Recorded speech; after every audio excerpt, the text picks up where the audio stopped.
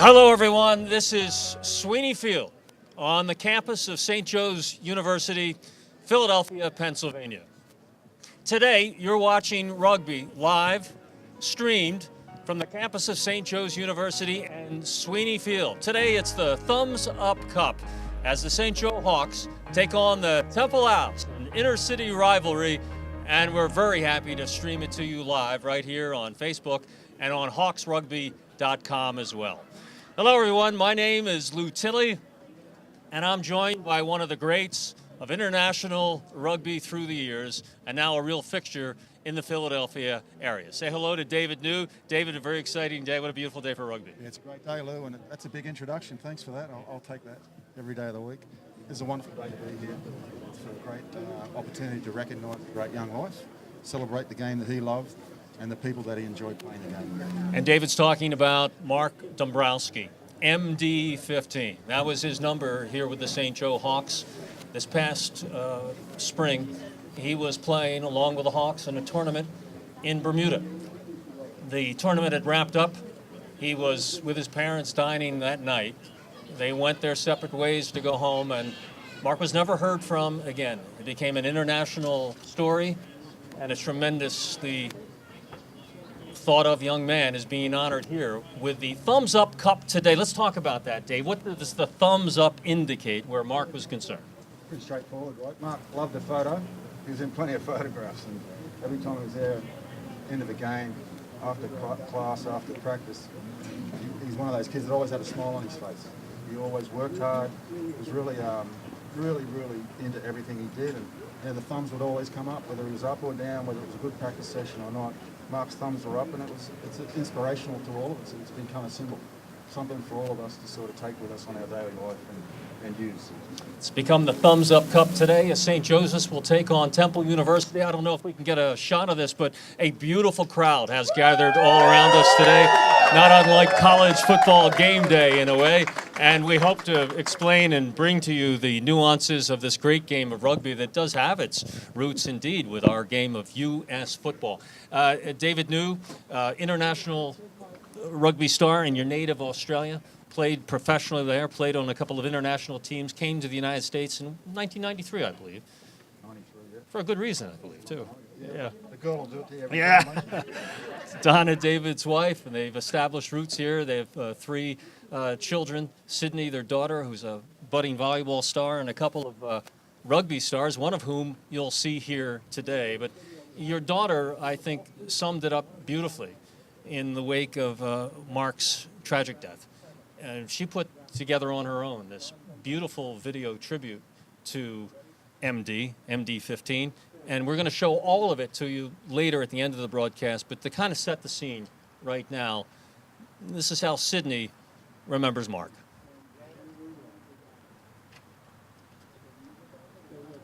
And I'll tell you all about it when I see you again. We've come a long way from where we began. Oh, I'll tell you all about it when I see you again. When I see you again. Damn, who knew? All the planes we flew, good things we've been through. That I'll be standing right here talking to you about another path. I know we love to hit the road and laugh, but something told me that it wouldn't last. Had to switch up, look at things different, see the bigger picture. Those were the days, hard work forever pays. Now I see you in a better place. How can we not talk about family when family's all that we got? Everything I went through, you were standing there by my side. And now you gon' be with me for the last ride. It's been a long day without you, my friend. And I'll tell you all about it when I see you again. We've come a long way from where we began. And we thank Sydney for that beautiful tribute video. Now, all through our program today, our live stream, as we watch St. Joe's take on Temple on the rugby pitch just behind us here on Hawk Hill in St. Joe's, we'll be getting to know the Dombrowski family a lot better. We spent a good deal of last week at their home in Media, Pennsylvania, and so let me introduce the dad right here, John Dombrowski. John, a pleasure to have you here today, and with mixed emotions always, particularly in the short amount of time it's been since we lost Mark. What are your thoughts as you sit here today and see this tremendous outpouring of love from the rugby community here in Philadelphia? Well, hold this up, John. It's right there. I just like to thank everyone for coming out today. And what do we say? Go Hawks! A little noise? Yeah, all right, that's good. That's good. Really appreciate everyone coming out. We're touched. Mark would love this.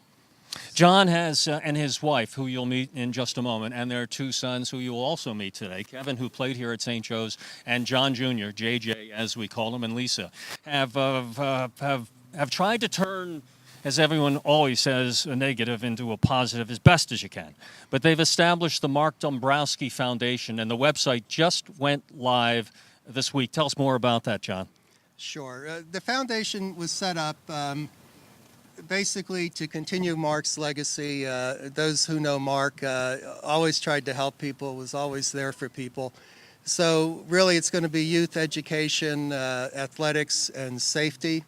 We'll be doing things that we endowed a scholarship fund. We're given to a lot of the charities that Mark was involved with, the Habitat for Humanity and the Hunger Coalition and things of that nature, as well, of course, as the SJU men's and women's rugby teams. So, and we just like to continue to legacy. We'll be saluting all of them here. There's a heavy presence, obviously, of St. Joe's University rugby and a very close attachment to the high school where he came through and where David coached, Archmere Academy, down in Delaware. We'll be talking about them as we go through this, and you'll meet Lisa in just a moment. What an amazing young man. In the past 5 years alone, he played 6 different sports on the highest level and was the MVP in all of them combined 11 times. Just fabulous. And he touched so many lives. Here's a little bit more about the Dombrowski Foundation. Mark was a very gifted athlete, as you know, and rugby was his sport. Up until rugby, if you asked him what his favorite sport was, he would say whatever he's playing at the time. But he really loved rugby, and part of it was the great coaching he had and his teammates. He had a saying that he borrowed from the All Blacks, I think, and it's better people make better teammates, and he believed that. And again, he was a gifted athlete. You can see by the trophies he had, I believe, I counted them, it was 11 either Coaches Award or MVP awards in 6 different sports. And he just 6 different sports. 6 different sports. Yeah. I don't think I can name 6 sports. Yeah, and all the prior coaches and teams, mates, they all reach out. Basketball, football. You're gonna ask me to name them all. Okay, so he did track, Soccer, track, soccer. Yeah, Oh, that's 6. yeah, Yeah. pretty much. and Baseball, basketball, football. Yeah. and that's another big part of Mark's life is just playing besides school sports, his community, town sports, and he just had some amazing coaches, teammates, parents of his teammates. They were just, it was really a big, big influence on his life. So we're grateful to all of those people. So I'm sorry, we did form a foundation, which people have been very supportive Let's about. talk about that. And really, we just, what would Mark like?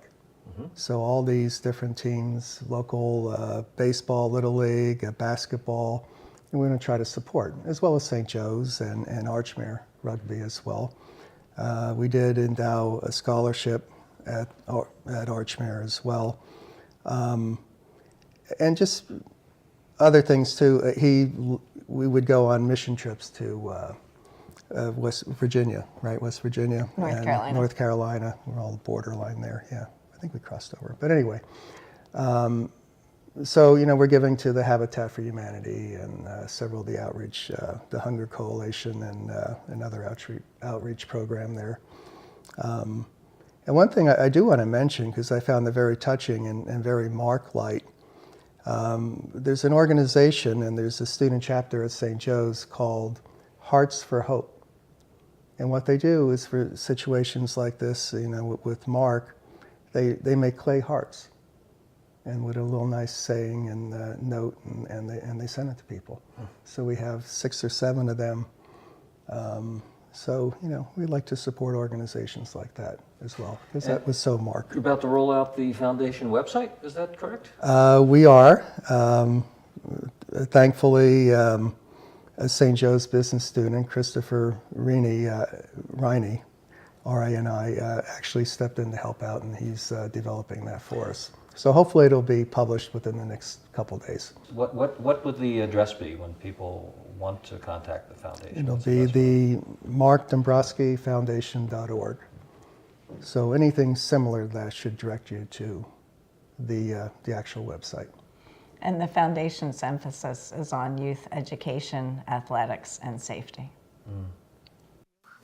If you're just joining us live now, literally all around the world, on Facebook, on hawksrugby.com, or on David New's Facebook page, as a matter of fact. We are at Sweeney Field on the campus of St. Joe's University. This is Hawk Hill in the shadow of the bell tower, and today we're going to play rugby. And it is the Thumbs Up Cup as St. Joe's takes on Temple. And look at the crowd here that has turned out. Yeah. Say hello. Give me a couple of thumbs up, everybody. 2 thumbs up. For Mark Dombrowski, it's the Thumbs Up Cup as Temple takes on St. Joseph's. And in Mark's honor, and by the way, this is some of the banners behind us of Mark. Look at that beautiful smile. Touched so many people in his life, and you can see that all in evidence here and beautiful pictures from his life with David New, who is one of his coaches. David, we're going to give away a cup today. You want to tell them about it? Show it the cup and tell us about it. Here, I'll get it for you. Believe it or not, there's a game of rugby going on here. Right. We're excited about, I think, you know, as much as the St. Joe's team and the players are really excited about honouring Mark today, I think the Temple team is going to be up for the challenge as well. We've got an exciting game of rugby here. 2 good teams, a local rivalry, and something to play for. Yep, it says the Thumbs Up Cup champions, Temple versus St. Joseph's, 10-13-18, MD-15. And on top of that, David, there's a custom jersey that's been put together just for in Mark's honor. And all the St. Joe's players today will be wearing number 15, which will make it really fun on the play-by-play guy who's never done rugby before in his life today. Thanks a lot. So We'll take care I might call them all MD. And what we've done here is we've combined Mark's 2 schools, Archmere Academy, that's the green color that you see here, and the crimson and gray of St. Joe's into one beautiful presentation. Thank you. Now let me introduce to you Mark's mom, Lisa, who has been, no question, the rock of this family in Bermuda, facing the cameras when her son was gone missing, and then literally on the ground, leading the search to find him. Welcome, Lisa. Thank you. And a round of applause for Mrs. Dombrowski from everyone here. Yeah. Thank you very much. I've been so moved since we met for the first time last week at your home, so gracious to bring us inside for 3 or 4 hours and shoot with you. And the stories that you've told me, if there's one story that you would tell to the international audience about the outpouring from the community, the things you've experienced since Mark passed away, what would it be? One thing. Yeah, Right? yeah. That Well, would we're be going to really tell hard. them all through the show. That would be hard. Yeah. But I think the thing that's been most impactful to us is the letters we've received from his classmates and teammates on the impact that he made in their lives.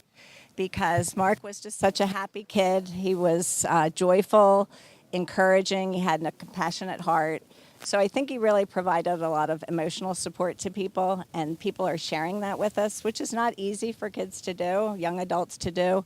So we just appreciate that so very much. Again, Lisa and John, their 2 sons, Kevin and JJ, have founded the Dombrowski Foundation, the Mark Dombrowski Foundation. Any combination of those words will take you there. The website is up. We encourage you to donate from the heart, whatever you feel is appropriate, right? That's right. Yep, and we'll be showing that to you throughout the program here today. Lisa, thank you very much. Thank and you. I hope you enjoy the rugby match We we're about will, to watch. you bet, absolutely. You know, before we leave that, I want to talk about Mark the player just for a moment, because he was a natural. Anything he touched, right, David? And what kind of a player was he? When I saw him on tape, he just seemed to have explosive speed. Yeah, plenty of talent. He's also a player that other players wanted to play with, and they're probably the best ones, aren't they? You know, he led the team. He had some good talent around him as a young player. And then when those guys moved on and graduated to high school, he became the leader of our team at Archmere. And on his own, he did a lot of great things. You know, he held that team together and ended up winning the championships the team that came before him won, which most people didn't think would be the case. So, you know, there's a lot about the kid you love. When you're a coach and you coach kids with his talent, you get plenty of accolades and pats on the back. You just send them out to the field, blow the whistle, and away they go. David New, Lisa, thank you. I'm sorry, I'm having a hard time listening. What's our next spot? Right, we're going to take a break. We'll come right back from Hawks Hill as we get closer to kickoff for the Thumbs Up Cup. Thanks for joining us. We'll be right back after this. In our game, we play with our hearts. We don't play with sticks, bats, or gloves. We don't wear shoulder pads or helmets. We keep playing when it hurts. And we leave everything on the field. What we wear must be built for our game. I'll see you afterwards. Okay, thank you. Again. Hey, Matt. Thank you. Thank you. You make everyone calm. Thank you. Great. We're still Matt? rolling here. No, we're still here. We're still here. Matt, come on over. Yeah. Say again. Pardon me, folks. This is the beauty of streaming. The spot ended a little sooner than I thought. We're back live from Sweeney Field here on the campus of St. Joseph's University. The crowd's starting to get into position because the players are going to enter and go past the Hawk from St. Joseph's. The Hawk never dies. We'll be telling you more about that. I'm Lou Tilley along with David New, and now joining us, Matt. Tell David, introduce Matt and tell us more about what he's done for them. Yeah, Matt McElrath. I had the good fortune to coach with Matt at Archmere Academy. Our boys are teammates together, Noah and Tanner, and it's by chance that they played together. And Matt came along and coached with us, and we had great success. He and Mark were very close. Matt's done a lot to help carry Mark's name along to where we are at the moment, and we're really, really thankful, Matt, for what you've done and your friendship, and we love you, man. Matt, you're a doctor, a chiropractor, and you can tell this guy's played a little ball himself, still hits the iron pretty hard. And Matt, you've done a marvelous job of gathering donations already for the foundation, which made this broadcast today possible. Yes, Lou. First of all, I'm really proud of this whole production that you put together, and I appreciate you having me on your pregame show. Our sponsors are making all this possible, Lou. J. Ambrogi Foods, our anchor sponsor, has been so pivotal in letting us get this project started. And then we have the secondary sponsors of the McCann and Wall Law Firm, as well as Groschinger Neuropain. And I'm really, really thankful for their help and efforts in putting this production together. Matt, what are we going to see on the field today? How would you characterize the style of your home team, the Hawks? I got to tell you, I'm really proud of them. I haven't seen these boys play at this level in quite some time. This whole season, they've been going through their playbook and knocking them down. They're doing a great job. Matt, thanks for joining us and the great job that you've done. Continued success. Matt's from New Mexico originally, where he played rugby when the sport really had its renaissance and brought it with him up here. You'll see his son out there today. We're going to take a break now and tell you a little bit more about our presenting sponsor.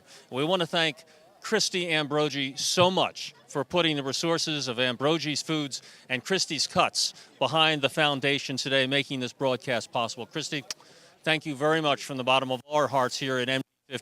And here's a little bit more about Ambrogi Foods and Christy's Cuts. We'll be right back with the start of the action from Hawkfield right after this. There we go. Yeah. Here we go.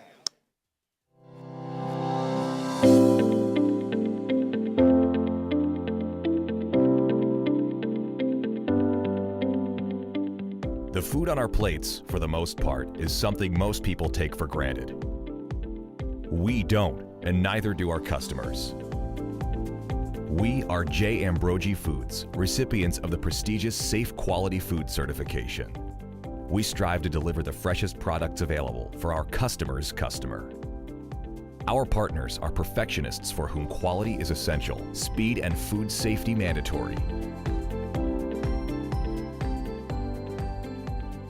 Each day, J. Ambrogi Foods employees orchestrate excellence in produce and fresh food distribution to all varieties of restaurants and food service outlets.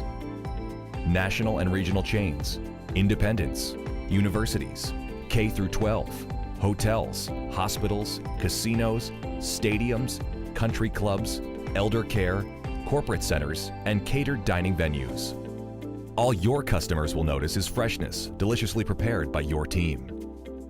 The moment produce is picked, the timer starts. From that point on, freshness is managed at every stage of the supply chain. Our dedicated team of professionals is committed to getting it right.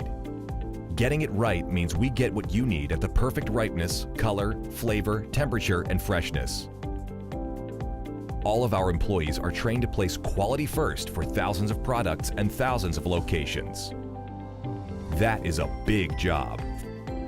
Fortunately, we are a 24-hour customer-focused operation. Don't need a case? We'll break it down for you. Don't have the time? We'll cut it for you. We are your trusted partner. We know your business. We know your specs. We have been in your walk-ins and kitchens. We deliver quality. We are your trusted partner, and we will do our best to help your chefs and staff plate perfection. Every day, we maintain relationships built on trust. Trust the Ambrogi team to deliver quality products, from the exotic to the everyday, and unparalleled service to your kitchen door.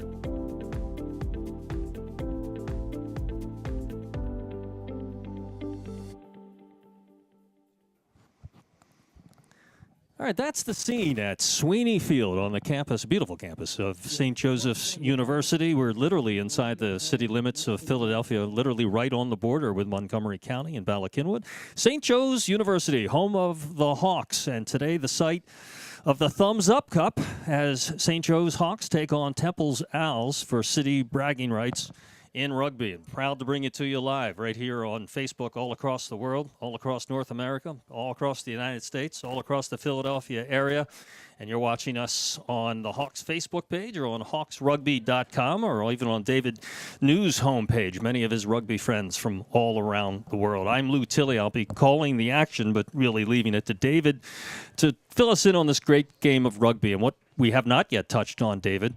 And one of the reasons we're here, in addition to saluting Mark Dombrowski and the MD Foundation here today, is we're here to talk about the great growth of your sport in the United States. And I'm not even going to go back to 93 when you helped found rugby here in the United States, but right now it's exploding. It really is.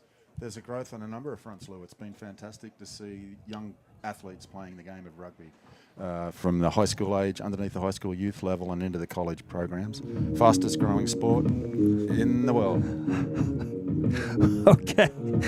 I don't know. They'll have to tell us. They just started the public address music here, and the teams are filing out, and they'll be marching right past us in a moment, and we'll get to see them come through the corridor of fans who have formed.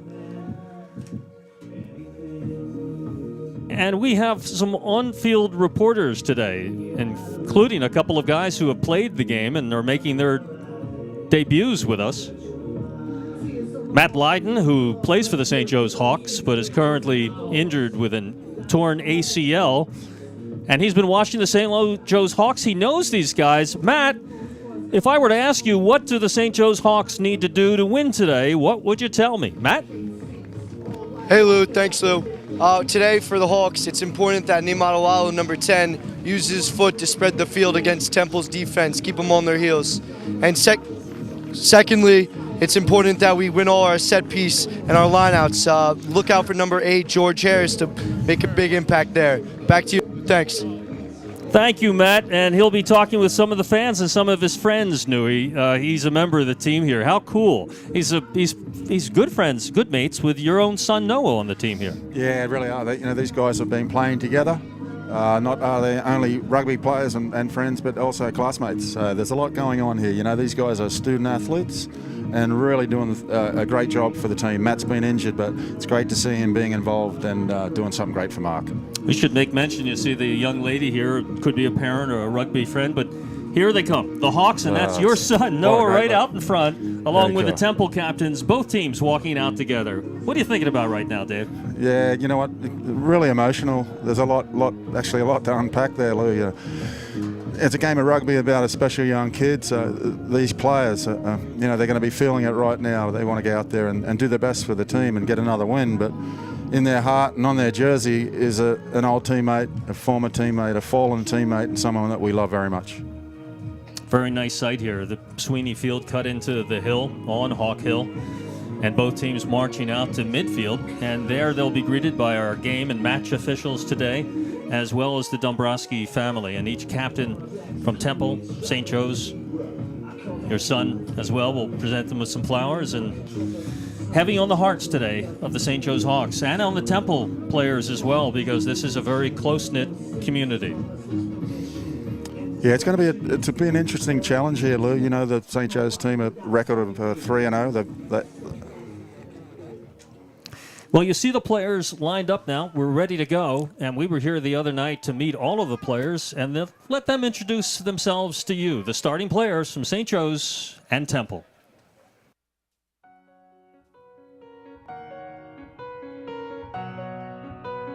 Matthew Nicholas, prop, mechanical engineer, Holy Redeemer High School.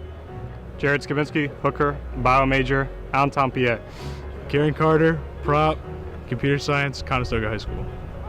Jake Skipakis, flanker, risk management, Trevose, Pennsylvania. Denzel Lesenby, second row, audio production, Strathaven High School. Timothy Groff, flanker, construction management, LaSalle. Marco Galati, scrum half, neuroscience major, St. George's College North. Carson Delaney, fly half, business, LaSalle. Justin Nsiamako, wing, finance major, St. Mark's School. Ryan Lebo, center, criminal justice, Charlesburg, Pennsylvania. Ryan Kelly, center, criminal justice and psychology major, JFK High School. Damien Nsiamako, wing, biology, the St. Mark's School. Damian Zapp, wing, pre-medicine biology, Media United. That's the Temple starting 15, the forwards, Mill out of Conestoga, Carter, Nicholas, Monteverde, and the backs led by Gelati. And now the St. Joe's Hawks.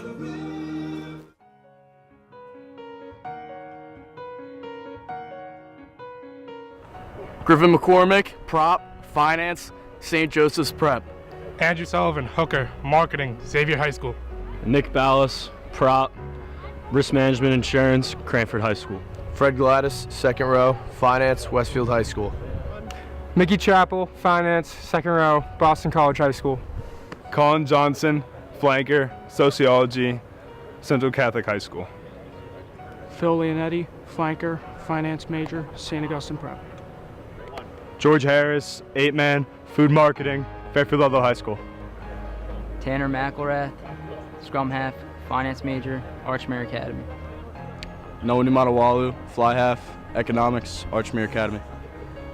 Matt Riato, wing, pharmaceutical marketing, Bishop Shanahan High School. Lee McGowan, inside center, food marketing, LaSalle College High School. Ram Kesh, outside center, food marketing, St. Joseph's Prep. Mikey Hoffman, wing, finance major, the St. Augustine Prep. Ram Kesh, outside center, food marketing, St. Joseph's Prep. Outside of Nui Matawala, what stands out to you about this St. Joe's team that we'll see today, David? Yeah, a lot of talent here, Lou. Number 8 for the St. Joe's team, George Harris, is part of the American Collegiate All-American squad. So he's going to be a force up front with Nick Ballas that Temple are going to have to contend with, and lots of speed out wide. Mikey Hoffman, Matt Riota, freshman. They're really going to be a threat, you know, so it's going to be an exciting game. One team's going to want to really bang the ball, which will be Temple, and another team's going to look for space, which will be St. Joe's. So we'll see how this matches up.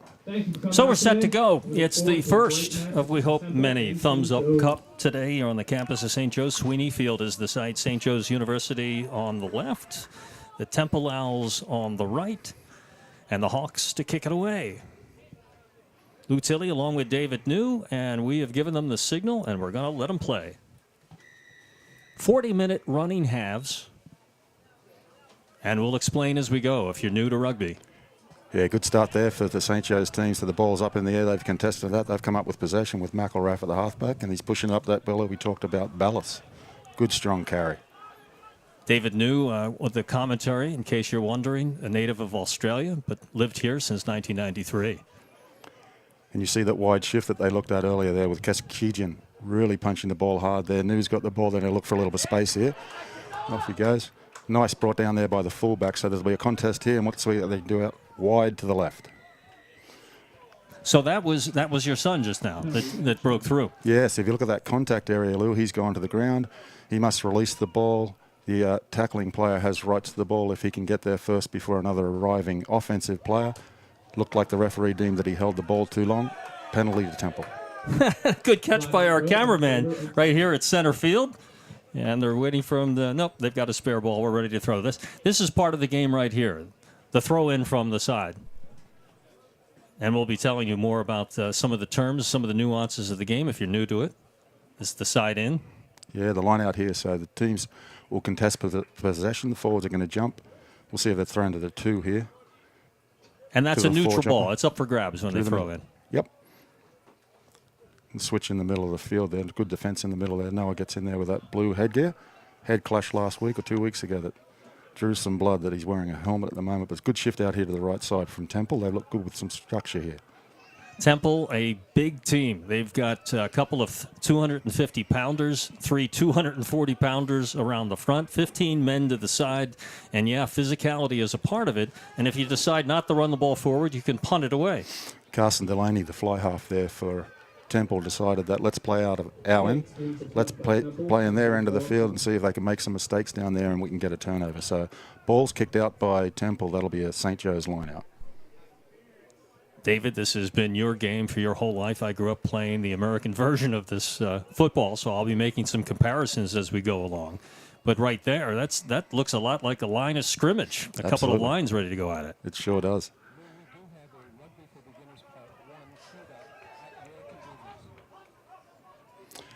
A wide shift here. We're going to look at Kashijan on the angle. And Liam McGowan from LaSalle High School makes a nice cut up the middle of the field. He'll go into contact here in this battle for possession. St. Joe's moving left to right, and with the ball, the Temple Owls in the white, trimmed in the cherry red. If I were to note anything right off the bat, David, it looks like speed versus strength here. And when I talk speed, I'm looking at the Hawks. Yep, absolutely. And no, I won't be happy with that kick. If you kick it out on the full possession, we'll come to the line out from the position where he kicked the ball. It'll be Temple ball, but yeah, you're going to look at a lot of contact here from Temple. There is a lot to know about this sport if you're new to it, and here's one of our rules of rugby right now.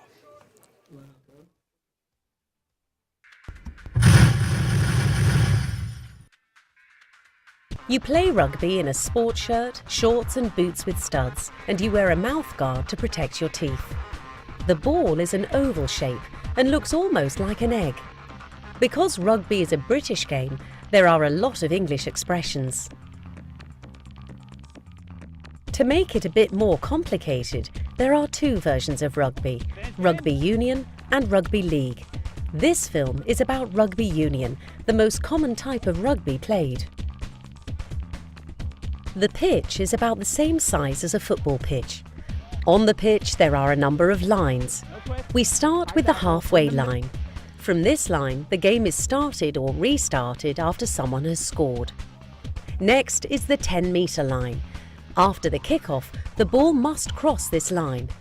Then there is the 22-metre line. This line marks the defence area. Next is the try line or goal line. Behind this line, you can score a try. Also along the goal line are the rugby posts, 2 vertical posts and a crossbar. The last line is the dead ball line and marks the end of the field. On the sides, you find the 5-metre line and the 15-metre line. During a line out, the players must stay between these lines. A rugby team has 15 players. 8 of them play forward. These players form the scrum and the line out and do the more heavy work. Next, you have 5 players who do most of the fast running. They are called the 3/4. 1 player is called the scrum half, and they connect the forwards with the 3/4. And the last player, right at the back, is the full-back. And it's on cue. The first try of the game is scored by the St. Joe's Hawks on a beautiful sequence. If you don't mind, a drive up the field, Dave, with excellent ball control and beautiful faking, and kept possession all the way for the try. 5 points. Yeah, we talked about that, Lou. Whilst those rules were playing, there was a few breaks from the St. Joe's team. Shifted the ball a couple of times from one side of the field to the other, threatened the middle of the field, and then took it wide. Great try there from the left winger, Mikey Hoffman. So the fundamentals here sometimes, Dave, are to draw, unlike like many other sports, draw the defense one way and counter the other way with speed. Absolutely. If you look at the philosophy of a lot of these teams, let's establish the run, a little bit like football, to get the pass. So you can see St. Joe's there that they've driven the ball in, taken a couple of phases, that ruck contact area, and they're creative. Noah at the moment is looking for space. He's finding some players in some open space out wide. Catch pass, try time.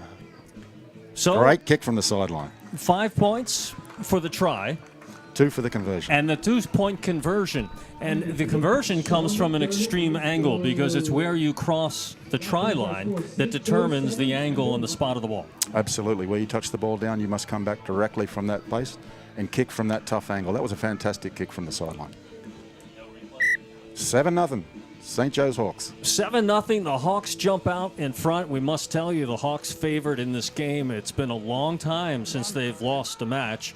One of the powerhouses. It goes back to when they played in the national finals. Yeah, absolutely. They've been a tremendous success over the course of the past couple of seasons. Their last loss was to Mary Washington in the national championship, D1 AA championship in December of last year. So the Hawks are on a roll here. A little bit of a wide shift, a little untidy, but Liam McGowan is doing his best to tidy up. Set the ruck, re-establish the phase. Into contact, George Harris. Big, strong carry from George. He's going to be a handful for the Temple team. Oh! So he's kind of the inside run threat, and then the further you get to the edges, more speed. Yeah, they'll work to the middle, and if they get to the middle of the field, then you have the opportunity then to the creators to decide, will we go left or we'll go right, which that will be very difficult to defend. The nomenclature, David, in the piece that we just watched, very similar to American football, almost like an offensive line, and the backs, and then the wide receivers. Absolutely. I think, you know, we look at rugby as coming from the history. And this kid can fly. Matt Riotto from Bishop Shanahan, the freshman. Tackled, not covered, not tackled. Not tackled. He's taken off and for about another 15 metres, and we'll see what they can do from here. So St. Joe's threatening again after scoring on their last possession. They are. This could be telling for Temple here. Phil Leonetti from St. Augustine Prep with the carry and the try. Wow. Quick start, to say the least, for the Hawks, who are coming off their last match, a win at West Virginia, in which they posted 83 points. You heard it right, 83 points. Common opponents this year. Temple played West Virginia and also beat them. They scored 39 in that game, but they'd like to keep the score, I would think, close and low, David, and instead it's a perfect start for the Hawks. Been a great start for the Hawks. So look, we've talked about Temple wanting to play the game tight. Plenty of contact, be able to keep the St. Joe's team away from the ball and try and work phases up the field, but it hasn't worked out in their favour at the moment. St. Joe's have had plenty of possession. They've been able to work the ball from left to right and then pretty much at the moment find the open spaces right there on the edge. Describe the conversion now, Dave. This is worth 2 points. You see it on the lower left hand here. You're allowed to place it off a tee. Off a tee, yep, and that'll come out from directly where the ball was touched down. So you know, it's about a 45-degree angle. And that one's good. Flags are up. Wow. Another great kick, 14-0. And the kick is good by Sean McDermott. You're watching the Thumbs Up Cup in honor of Mark Dombrowski and the Dombrowski Foundation. We visited with them last weekend, and here's more from our talk. Were there one or two notes in particular that jump out at you from the collection? There are, but I first want to mention 24 of his classmates from Archmere Academy actually had us over for dinner. So we assumed their parents would be there in the whole bit, but no, it was just the 24 kids and us, and all they wanted to do was share stories about Mark. It was very touching. It was very emotional as well. But I don't know, did you care to share any specific stories? Well, I think a common theme is people that felt, I think his gift was kind of zeroing in on people who needed a little TLC. So someone that felt left out or hurting or perhaps suffering from depression or anxiety. I think he just had a good sixth sense about someone needs a little extra help, and he kind of would be the one that would be there for them. We had a knock on? Up the top? Yeah. of 2018. Live now back at Sweeney Field on the campus of St. Joseph's, where the Hawks have jumped on top of Temple 14-0 in the Dombrowski Thumbs Up Cup. The first that we hope of many. I'm Lou Tilley along with David New, who knew Mark, and what a beautiful summation of the impact he had on so many people. Unreal. It really has been, the thing about this rugby community is the brotherhood, and these people stick together. Mark was a guy that was a really great teammate, so the response to his passing has been something that you would expect for a great young man like him. And this game right here, his father mentioned, Mark would love what's happening here today.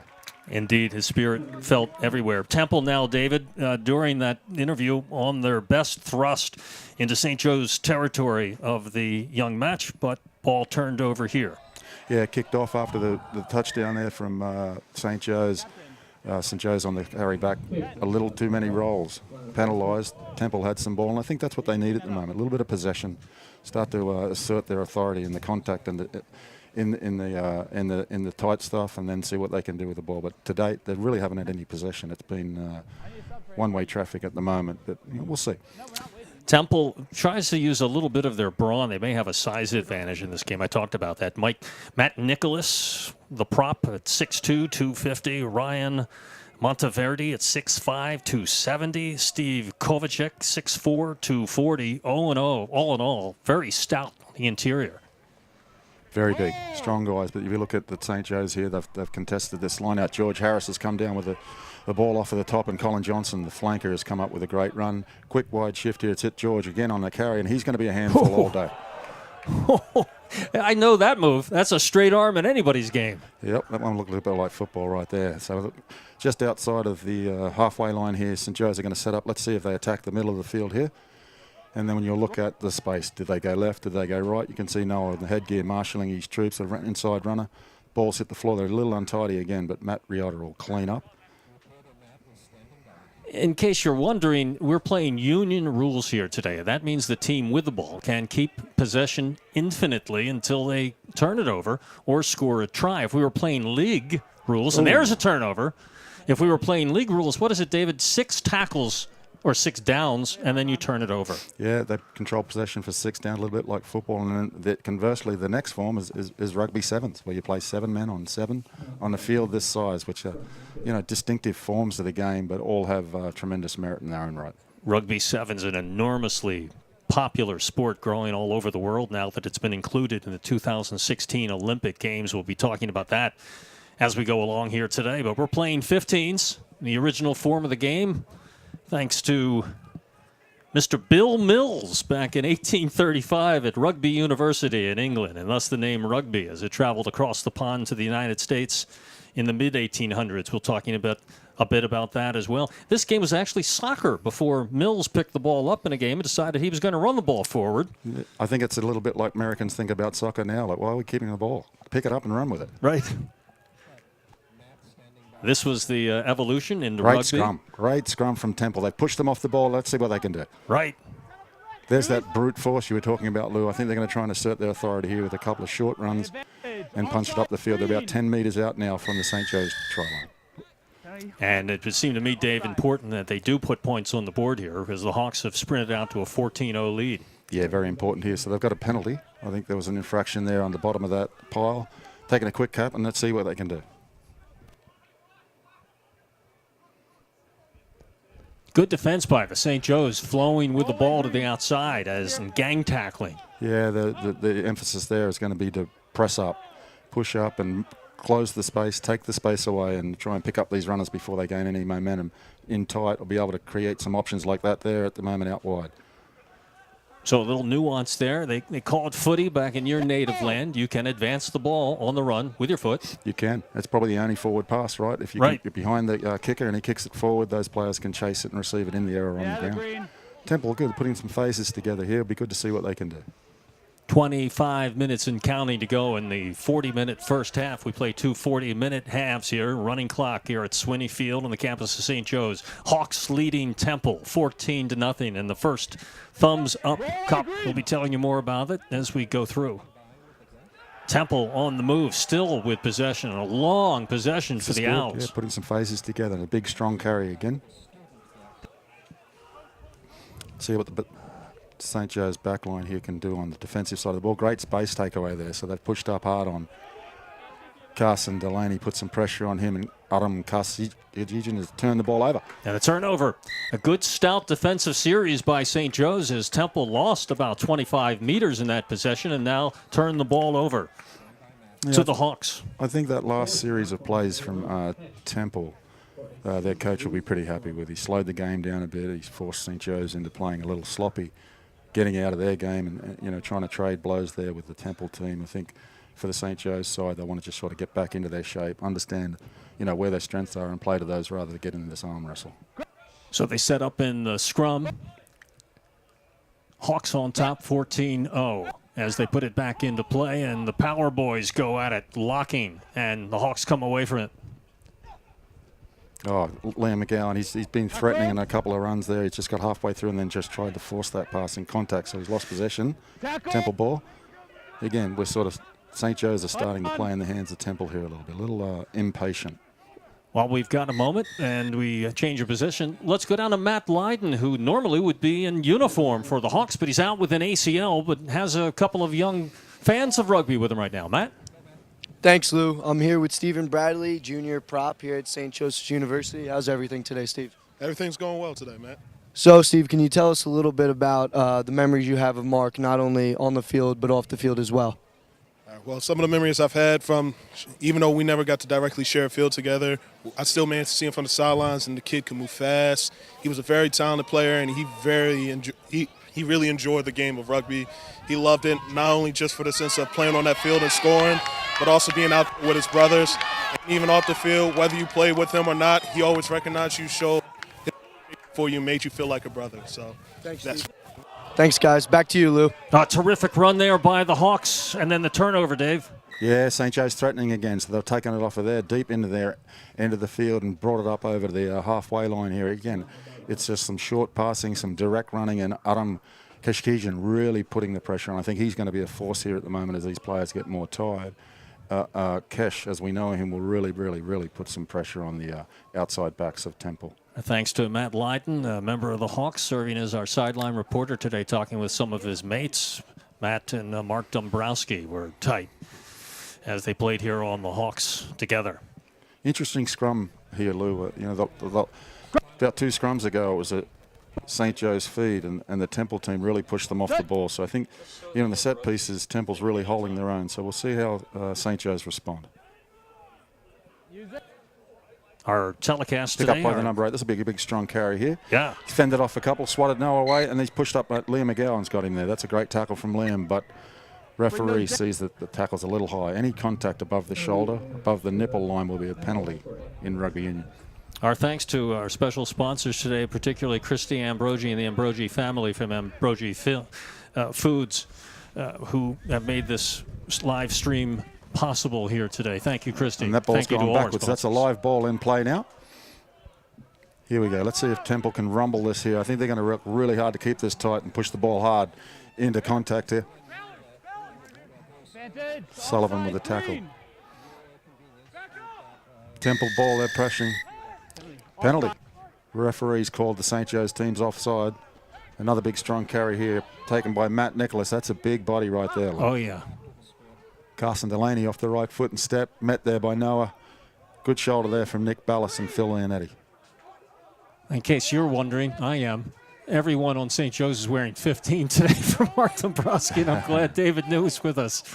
Pick and go again. It was shifted wide now again. That's a big carry as well there from the big Ryan Monteverde. Temple really threatening here, Lou. This is like the 1962 Green Bay Packers, a yard at a time, but they keep possession. I tell you what, these guys are working hard and tight, and he could be there right over the space, but referee signal, that's a try.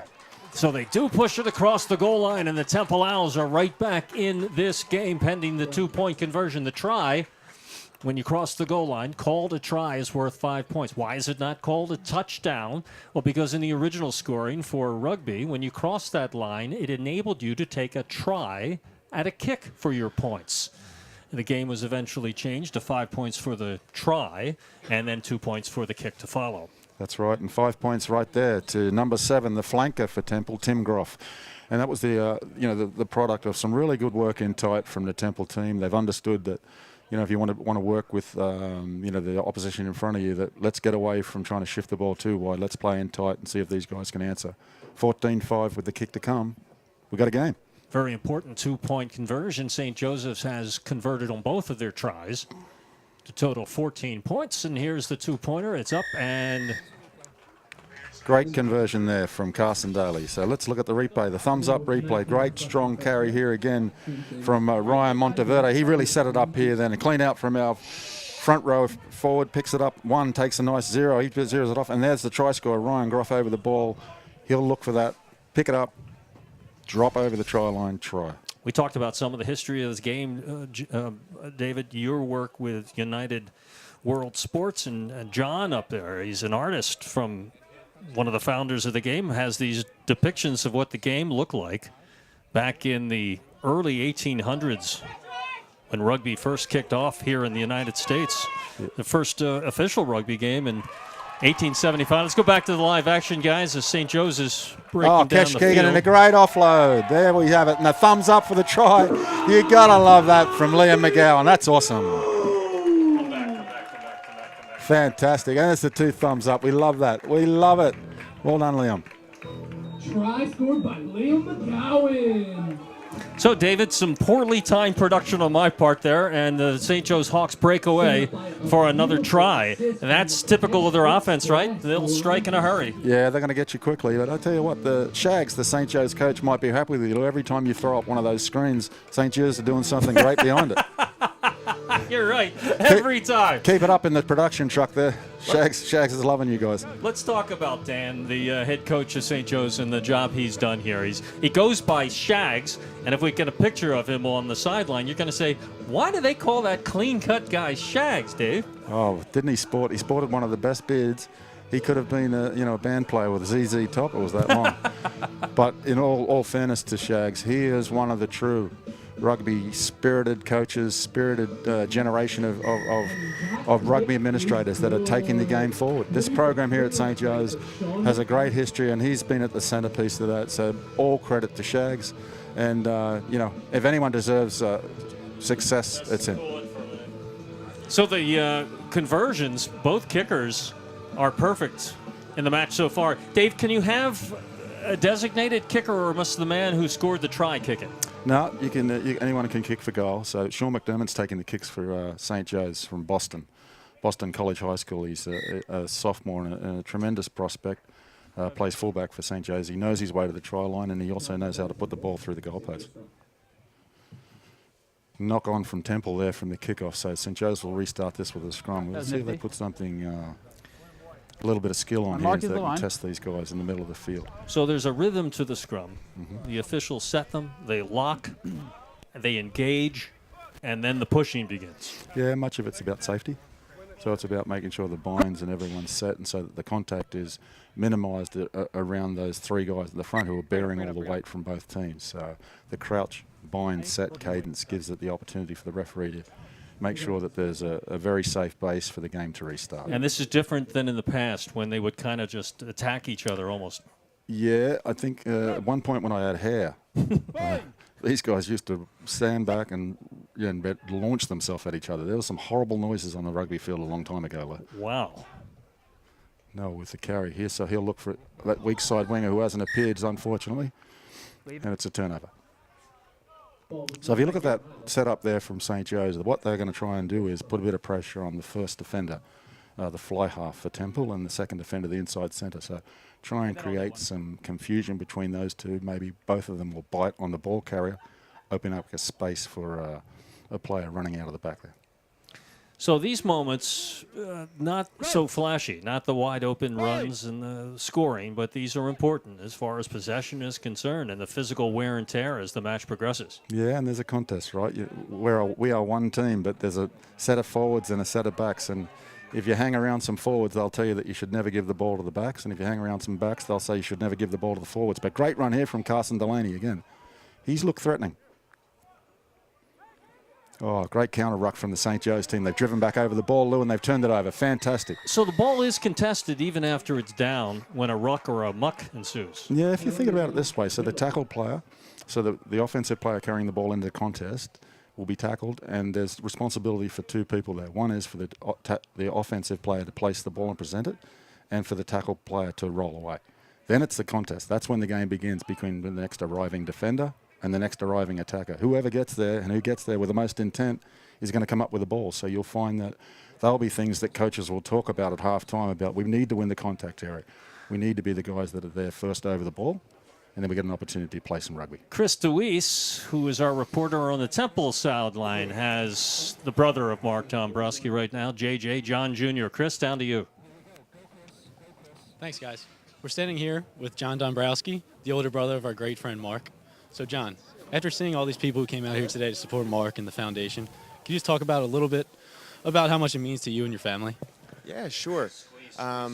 It's incredible. You know, that's the first word that comes to mind. The outpouring of love and support has really been overwhelming. Today especially, you know, we're about 7 months out now since Mark passed away. And, you know, in a lot of ways it feels like it was just yesterday. And it was just yesterday Mark was out on this field running around and scoring tries and with his best friends and teammates and his brothers. So, you know, obviously we wish he was still out here, but it's great to see his teammates and their families and his friends and even, you know, their rivals like Temple kind of come together, and everyone's been just so incredibly supportive. And it's been beautiful. It's been really, really beautiful. Mm-hmm. Yeah, Mark was a great guy, and we all miss him very much. Thank you, guys. Back to you in the booth. Chris played high school quarterback, and Mark is the wide receiver at Archmere Academy. Chris DeWeese, talented athlete, baseballer. Coached Chris at baseball and then really enjoyed watching him play football, starting quarterback and a team leader at Archmere Academy. Baseball. Great friend of Mark, and really great to see Chris here, a Temple student, and being part of this celebration of rugby and Mark's life. Absolutely. Am I allowed to say that we did it again? Oh, please. We cut to an interview and the Hawks are on fire. So Shags is sending me notes saying, "Can you just stay off the images and we'll be fine." Well, we have 9 more interviews set up, so if you times that by 7, they'll have put up 84 points by the time we're done. Yeah. So scrum here, St. Joe's. They'll threaten here.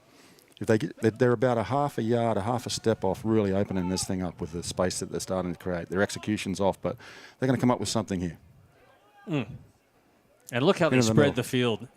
I like the way they come back, almost like a counterplay, David. Yep, we'll call that a cross or a scissor in rugby. So what they're trying to do is really set up the middle of the field and make those two centres bite, get involved in the contact area, and then try and attack where they should be. But Carson Delaney's really come up with some nice balls here off the transition.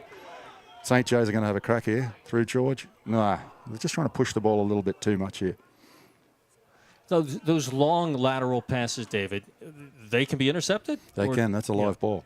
Right. And all of those things are great if you have someone that's going to strike the ball. But someone will put some speed onto the ball and run into a gap or over the contact area. Right now, the ball's being ping-ponged from left to right, and there's just a lot of sideways stuff rather than someone running with some intent. So if you look at this game in any transition or any series of plays, there's a couple of things that you can really identify is that in any phase there's going to be a creator, someone that's going to direct and guide where the play will go. There'll be strikers. There'll be people that'll be involved in running the ball really hard or working over the top of the ruck area. There'll be support players who'll find a space to support the ball, and there'll be finishers. Someone who's going to catch the ball and end up finishing off that hard work. You need to identify which role you are. At the moment, it looks like we have a few too many creators and not too many strikers. Can you communicate this while the game is in progress, or you have to make those adjustments at the half? No, you know what, you can get the messages out. It's a little difficult. It's not like football where you can sit down and draw it back up. But these guys have been familiar with each other enough, and they have a cohesive unit where it only takes a look from a coach or a signal to someone on the wing to pass that on, that what we need to tighten up, and they'll rectify things on the move, which is a wonderful part of the game. You know, it asks these players to think and act and work on the run. So when Temple just now punted or kicked the ball away, that is also a free ball. If they run under it, they can catch it on the fly. They can, as long as they're behind the kicker. So everyone there was an onside chase, so it looks like it was free for everyone to contest. But St. Joe's have built a nice base here to recover. So it's It's going to be an interesting couple of phases here. I think St. Joe's are going to try and tidy things up. Here we go wide again, but see, as we went wide, we got people going sideways and no one running forward at the ball. That's the problem with them at the moment. And if I had the ability to go over and stand on the sideline and have a chat to them half-time, I would just ask them to get yourself squarer, start to run more directly at the ball and start away from the ball, and let's not go as wide. They expect us to go wide, so they're starting to defend in this drift shape where they'll go forward and watch the ball go sideways, and then they'll follow us to the sideline. You saw in the middle, you called it a couple of little football moves where we'll cross and scissor the ball. Right. That keeps them on us in the middle. Then you can show, you can give it to them, you can keep it, and you can use the space. They're a little frustrated at the moment, but you know, I think the emotion of the game and everything around this, that they want to put on their best show. And on the restarts, David, there are set plays that we're seeing here.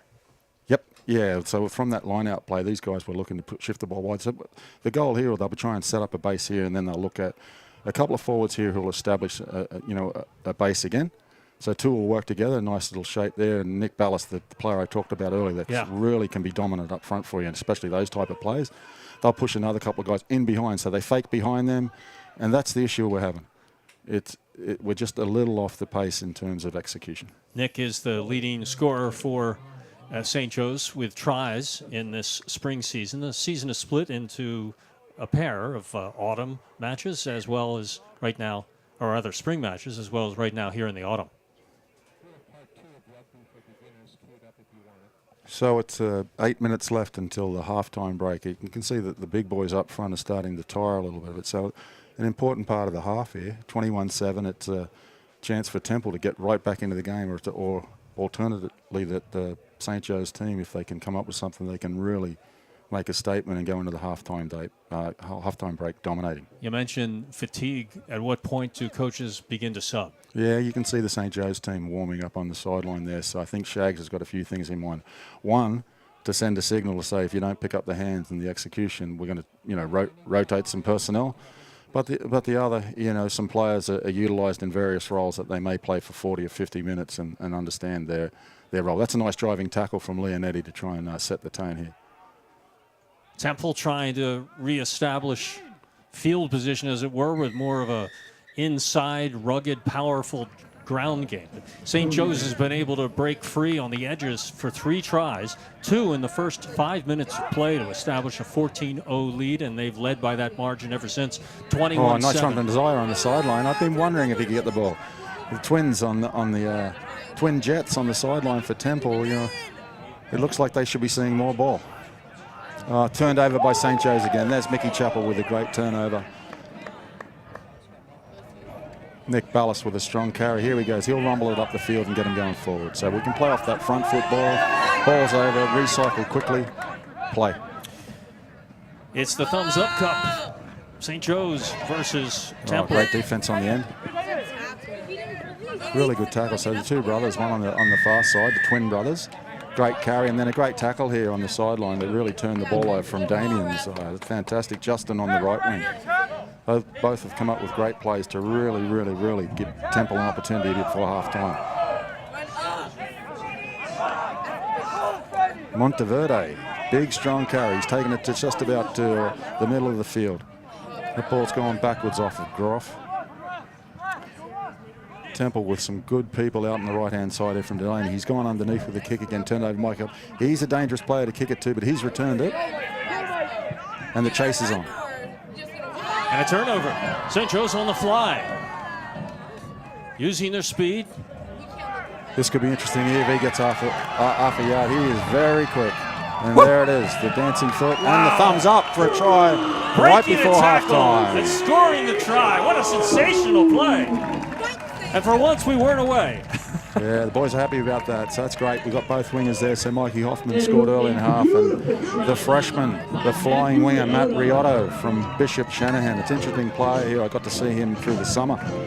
And Shags was recruiting him to come St. Joe's, and just happened to see him score about 3 or 4 length of the field tries, and I put a big smile to my face when I knew this young man was coming to St. Joe's. No kidding. Good for you. And the smiles on the face of the St. Joe fans who are here in force on this beautiful fall day as the Hawks go in front right now by 26-7, pending the 2-point conversion. You're watching the Thumbs Up Cup in honor of Mark Dombrowski live on Facebook all across the world today, thanks to Ambrogi Foods, our presenting sponsor, Ambrogi Foods of the Philadelphia area for 4 generations. Get a good look at the angle of the kick here, Sean McDermott. Yeah, that's nice. He's been faultless today.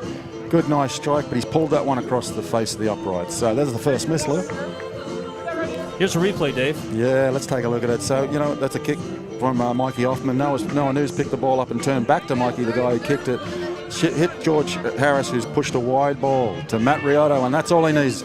Just a little bit of space on the outside, and he's going to do some damage. You know, I picked up there that you almost called it an assist, but that beautifully timed, perfectly spun ball that led the man so that he took it in stride. That is an assist. So George will be looking at the stats after the game and be happy about that one. That counts as an assist.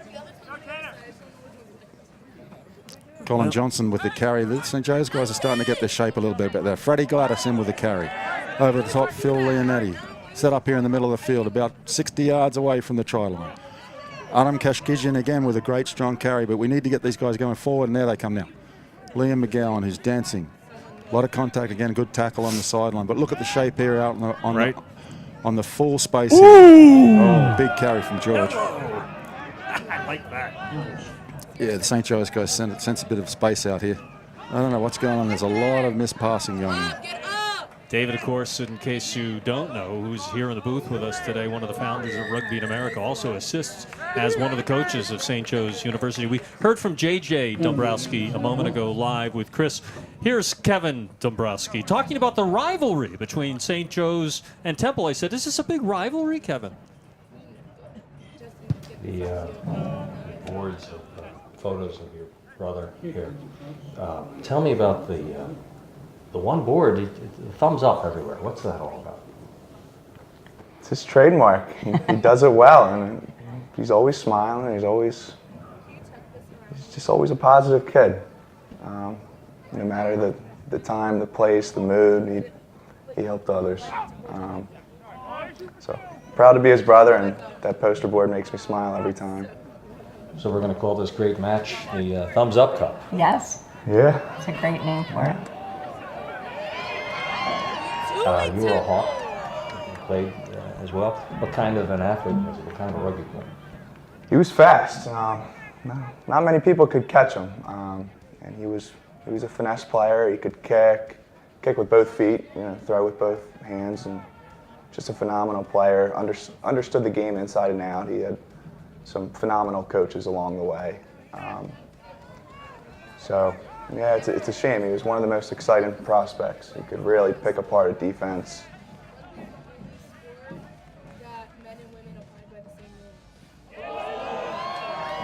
And as we come back, the Dombrowski good luck charm strikes again. As Kevin was talking, the St. Joe Hawks strike again, and it was the breakout speed, David. We saw the sequence. It's obvious that St. Joe's is wearing Temple down now. Very heavy-legged on the outside. Yeah, you're right, Lou. It's a matter of, at the moment, it's about possession, isn't it? The more St. Joe's have the ball, the tougher this is going to be for Temple. When Temple have it, they can slow it down and play it at the pace that they want to play the game at. But when St. Joe's get it, and as you see there, they've executed on a couple of phases, worked their way up the field, and Noah will be very happy. Former teammate of Mark's. Very close. Noah will be happy to score on this great day. How about it for Noah? Hey, Noah took a heck of a hit a few weeks ago and has recovered beautifully.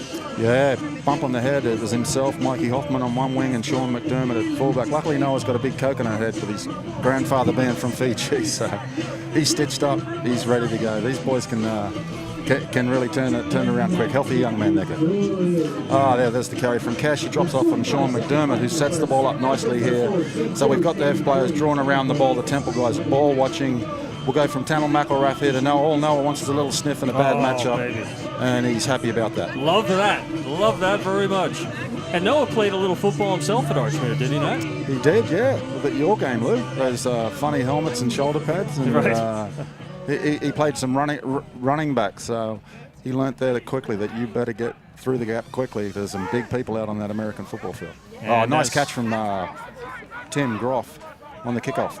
Temple will be happy here for this opportunity to have a crack at St. Joe's right before halftime. And as we run out on the half, Matt is standing by again, one time with Kevin Dombrowski, who you just heard from. Matt? Hi, guys. Thanks, Lou. I'm here with Kevin Dombrowski, Mark's brother. Legend has it, the hardest hitting player to go on St. Joseph's University's field. How's everything today? Of course, unofficial. Unofficial. So can you tell us, seeing all the fans and seeing everybody out here, what that means to you, one, and if that brings any good memories that you've had at Hawk Hill? I'm just so glad that they chose this game for the Thumbs Up Cup. It's such a great rivalry for so many years, certainly during my time here. Two very well-coached teams, have all the elements of a true Philly underdog team. A lot of times, you know, we're not the highest ranked team in the CRCs or whatever have you, but, you know, we bring a lot of heart to the field and tons of physicality. But, hey, we have a great turnout today, and just so happy to see everyone here. Couldn't have asked for a better turnout. Thanks, Kev. Back to you, Lou. Thanks, Matt. Kev, we got some extra time here at the end of the first half. Yeah, they'll play until there's a dead ball here. So Temple have really got an opportunity here, Lou, unless they drive them over the sideline. About 15 metres out from the try line now. They've really strung together some great possession. Another penalty here, so they're going to have another opportunity to really put some pressure on St. Joe's. It'd be nice to see them score right before half-time. The Hawks lead at 33-7. That's a big carry from a big man, Matt Nicholas. 270 pounds. Yeah. St. Joe's are trying to poach the ball here, but it's a Temple ball. Oh, they've driven through it, so they could be turned over. Nice drive there over the top of the ball, Mickey Chappell, and he's turned the ball over right before halftime. He'll be pretty happy with that.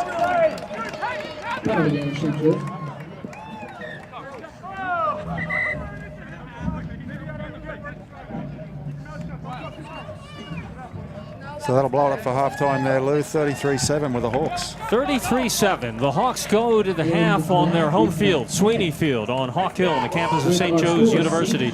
You're watching the Thumbs Up Cup in honor of Mark Dombrowski and the Mark Dombrowski Foundation, brought to you by Ambrogi Foods and several other sponsors that we'll be focusing on as we continue with our broadcast. We're at the half right now.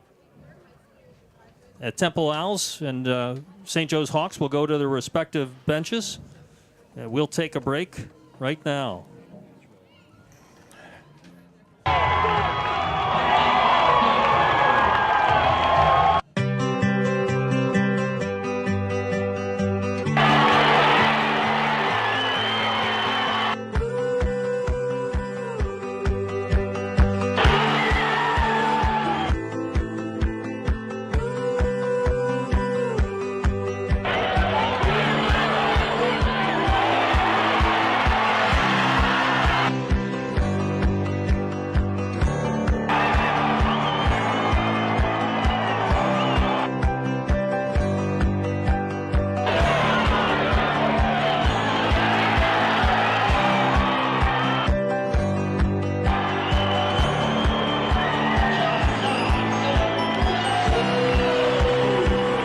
With a lot of fire out there. Where's that coming from?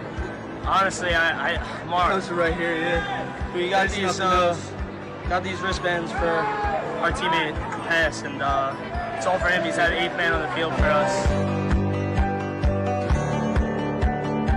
It's our last win of the day, and his parents are here and his family, so it just means the world for us to try to play for him. Yeah, absolutely.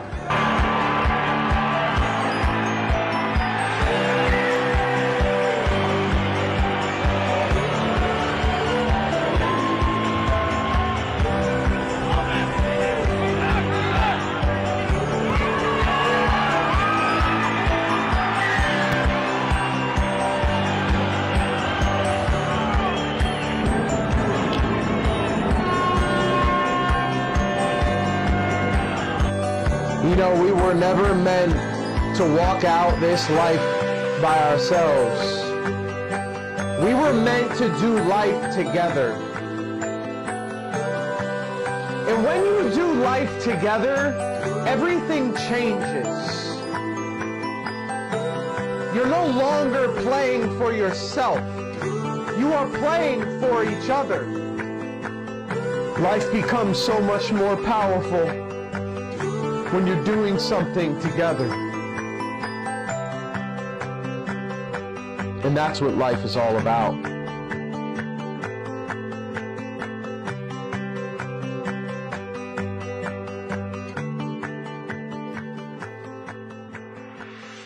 lingo. Very professional. Sheesh.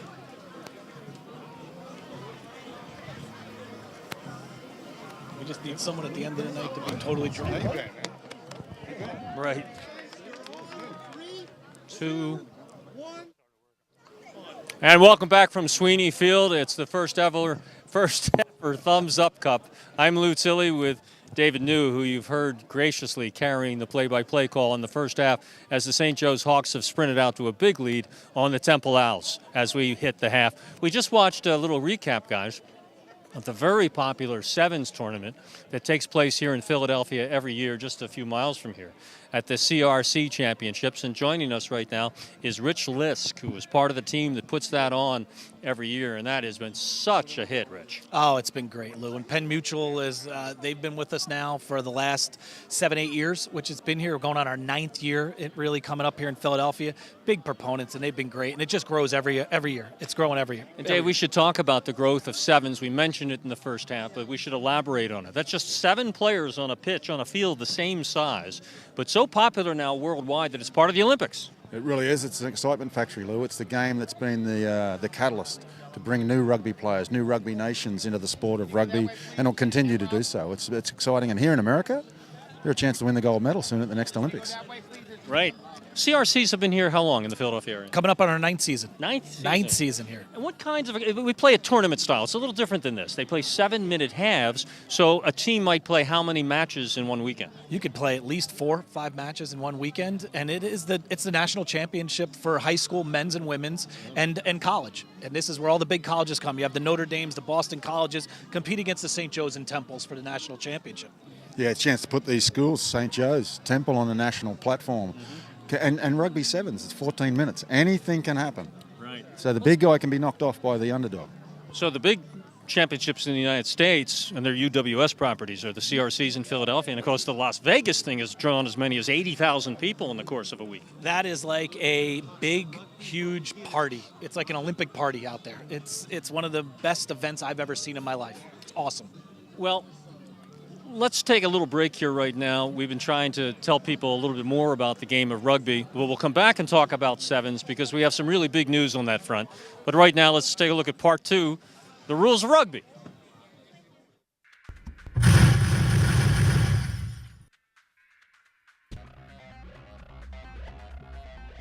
You play rugby with your hands and feet. Most of the time you hold the ball in your hands. But rugby is a team sport, so at some point you have to pass this ball to your teammates. If you pass, you are only allowed to throw backwards, and you do this mainly by performing an underhand throw. You may pass as much as you want. When you kick the ball, you are allowed to kick the ball forward, so you can gain territory. There are several ways to score points. The most important way is to score a try. You score a try when you place the ball on the ground behind the goal line of your opponent. For this, you score 5 points. Because you scored a try, a member of your team may now kick the ball between the 2 vertical posts and above the crossbar. This is called a conversion. This is an extra 2 points, so together you score 7 points. If the referee awards you a penalty kick, your team can choose between starting the game again or kicking the ball between the posts. If you should score, your team is awarded 3 points. Stay still. Hey, back from Sweeney Field on the campus of St. Joe's University, the beautiful bell tower right behind me on an autumnal day, where the St. Joe's Hawks have a big lead on the Temple Owls at halftime of the Thumbs Up Cup. I'm Lou Tilly along with David New. David, some exciting news. We were talking about sevens before we went to that little video. And coming next year, perhaps, we hope so, I sure do, Super Sevens debut in the United States. How will that be different? You know what, Super Sevens is going to be an extension of the existing Rugby Sevens game where it's played 2 7-minute halves. We intend to make it 4 12-minute quarters. Wow. Sounds like an American sport. Unlimited interchange, set up city-based franchise teams, and start a league here, a professional league for both men and women, paid the same. But it will be professional. It will be professional. Our goal is to start in June of next year. We've been working on plans on a funding plan because the key to this is the raising the money. Making sure we have enough money to carry this over an extensive period, the first 3 years into a 5-year cycle. So we're working through that process, and we're happy to be in a place where we can talk about what we're going to do soon. And you're looking for players. Absolutely. How about this guy right next to me, and tell me about his background? I tell you what, I know firsthand how well this young man, Jimmy Wolfer, can play. A superstar here at St. Joe's. He's proven himself on all the levels, a collegiate All-American, a dynamic rugby talent who, when we start our pro league, I'm hopeful Jimmy will be interested in playing with us. What do you think, Jim? Love to. I'm looking forward to it. What are you doing now? You out in the real world working? Yeah, small construction job back in New York, playing New York Rugby, New York Athletic Club rugby. Just keeping busy, you know. What will the prototypical successful player in Super Sevens look like?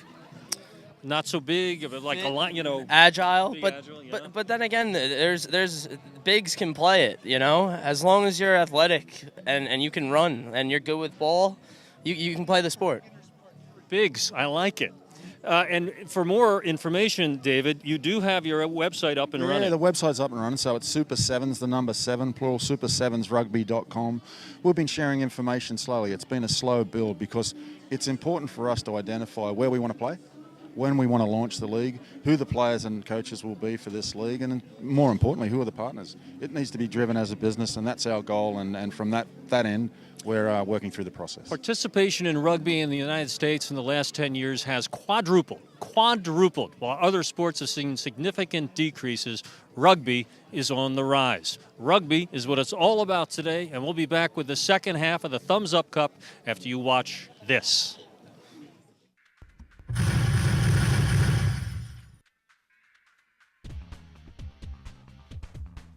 Suppose you throw the ball forwards, or you drop the ball and it moves forward. In both cases, the referee will indicate that a scrum must be formed. A scrum is a restart after a foul such as this. The forwards of both teams stand in a specific formation against each other, as you can see in this view from above. Next, the scrum half throws the ball exactly in the middle of the scrum, and both teams start pushing as hard as they can to get possession of the ball. At the same time, they use their feet to move the ball backwards. While the ball is in the scrum, you are not allowed to touch it with your hands. When the ball comes out of the scrum half passes it to one of the waiting players, and the next attack begins.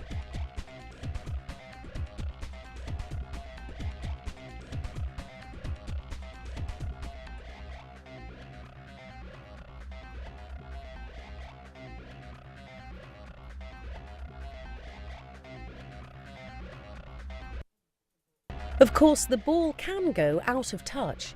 If the ball is out because it's kicked out, or because a player holding the ball is tackled and falls across the touchline, or if the foot of a player holding the ball is on the touchline, the game will be restarted with a line-out. To form a line-out, the forwards of both teams stand in separate lines between the 5 and 15-metre lines.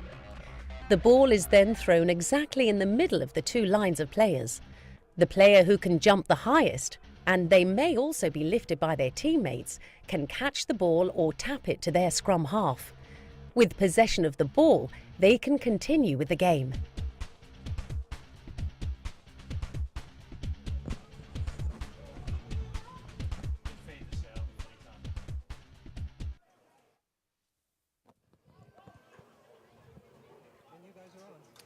And we're back from Sweeney Field, and the St. Joe's Hawks with a breakout. Great carry there from Connor McAuliffe, who's just come back from injury. First carry, and he's taken off.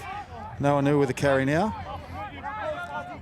St. Joe's surging right after halftime. If you're just joining us live on Facebook, internationally, you're watching the St. Joe's Hawks with the ball, all of them wearing number 15. Your eyes aren't deceiving you. In honor of their fallen teammate, Mark Dombrowski, who wore number 15, this is the Thumbs Up Cup in his honor, and asking you to go to the MarkDombrowskiFoundation.com to find out how you can get involved. And we are presented by Ambrogi Foods. Ambrogi Foods, 4 generations in the Philadelphia area. Some interesting changes in the St. Joe's lineup for the second half. Philip Trong, who's come in at prop. Tom Gibbons. in its second row, and Connor McAuliffe, who's coming back from a broken ankle, who can really fly at fullback, as we just saw. Temple scrum. So the St. Joe Hawks, if you missed the first half, scored twice in the first 5 minutes of action to establish a 14-point lead, and they have stretched it to 33-7 over the Temple Owls. First time the teams have There's met a in big couple carry years. from number 5. That's a big boy as well there, Lou. Boy, he makes an impact. And there's another big boy. And the Temple Owls trying to use the power game, David, but as I relate it to my sport of U.S. football, when you're down 33-7, that's a long way to come back using that style. Yeah, big hill to climb. These guys are going to have to look to see if they can make some space on the outside. I think they've got great threats with the twin brothers on either sideline there, but unfortunately with the big carry up the middle, it's not releasing. Penalty St. Joe's, and now they're pressuring again from 30 metres out. David, if you were coaching the Temple Owls at the half, what would be your message to the Owls? Yeah, just trying to construct a few more phases that involve passing. So when you go into contact, get a good quick ball and just push the ball 1 or 2 passes off the edge of the ruck, rather than just, you know, zeroing the ball, picking up and driving, or just punching it one out.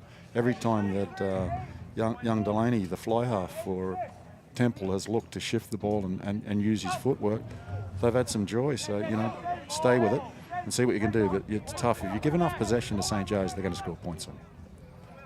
St. Joe's have a high point total on this year of 83, which they scored at West Virginia 2 weekends ago, but they may threaten that. 33-7, they lead it in the early going of the second half, and another break. That's a nice play. It's set up there well from the scrum. You got Noah drifting across the field. He'll use Liam McGowan as the foil on the cross. He'll get 2-on-1, and he'll pick up his weak side wing and just sneak up the inside channel there. Try time.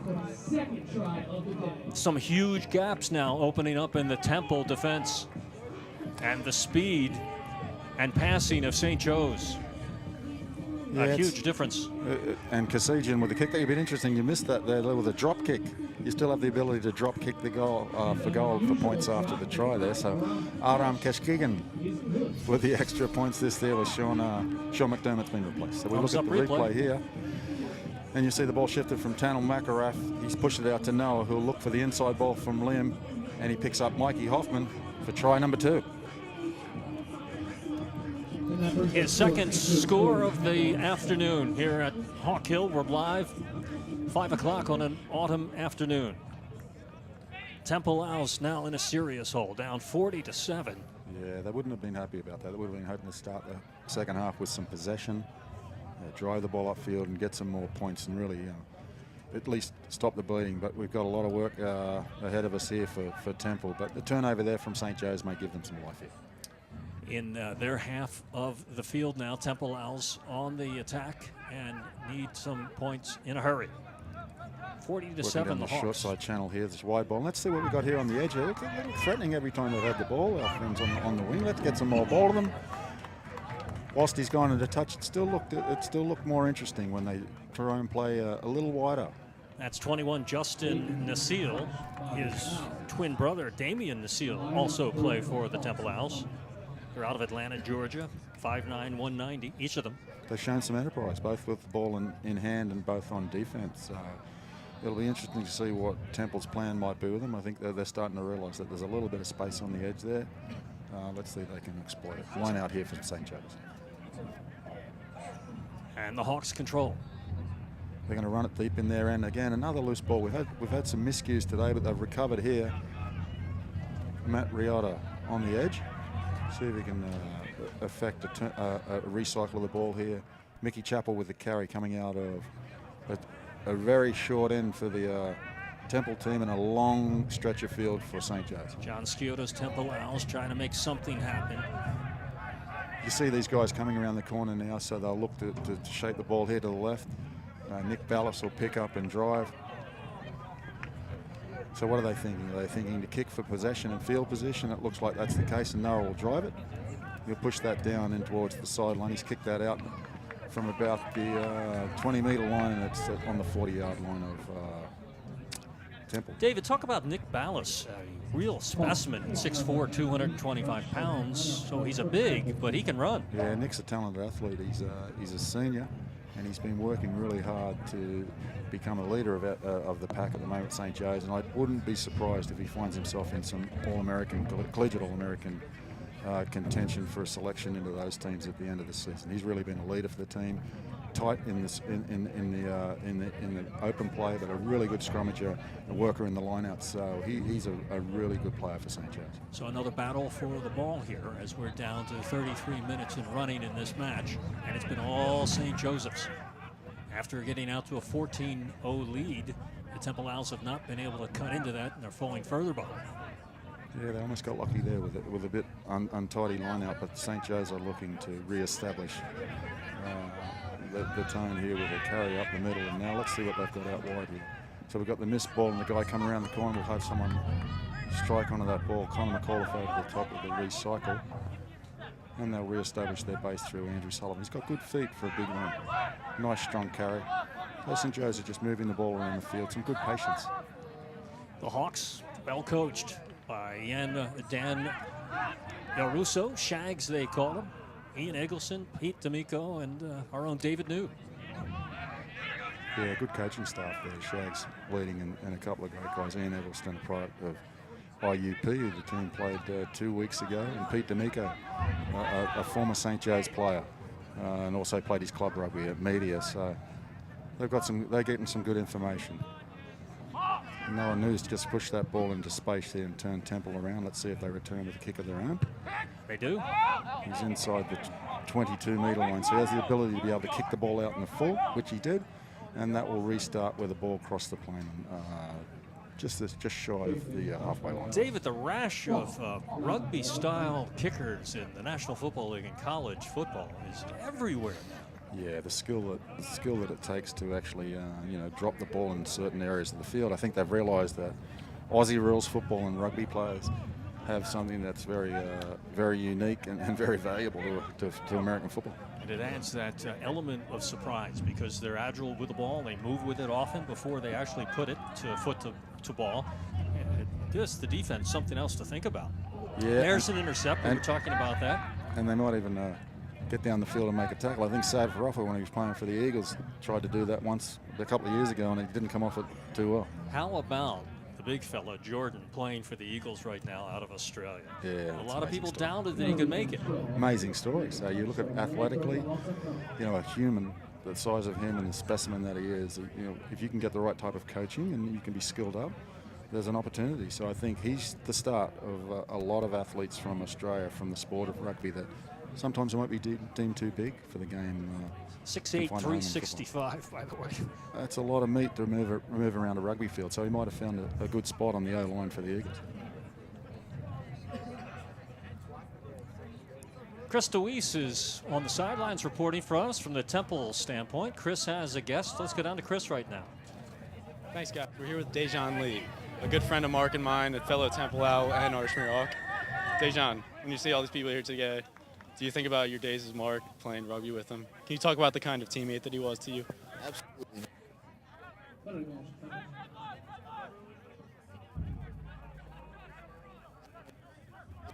We got a little problem with Chris's microphone. We'll come back to him when we get that straightened away.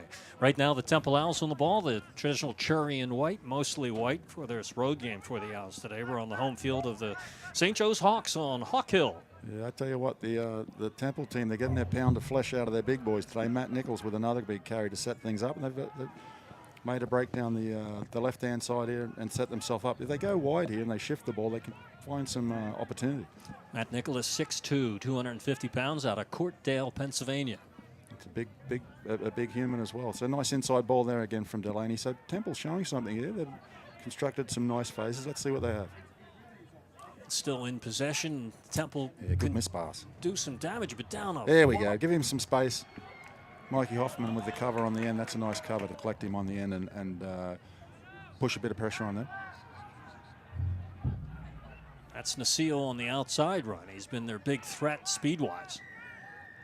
Oh, yeah, the referee's caught Mickey Chappell coming over the top, off his feet. So you go into that contact area, you need to be able to maintain your balance and stay on your feet. And the Seals down on the near sidelines with an injury, trying to get the officials' attention.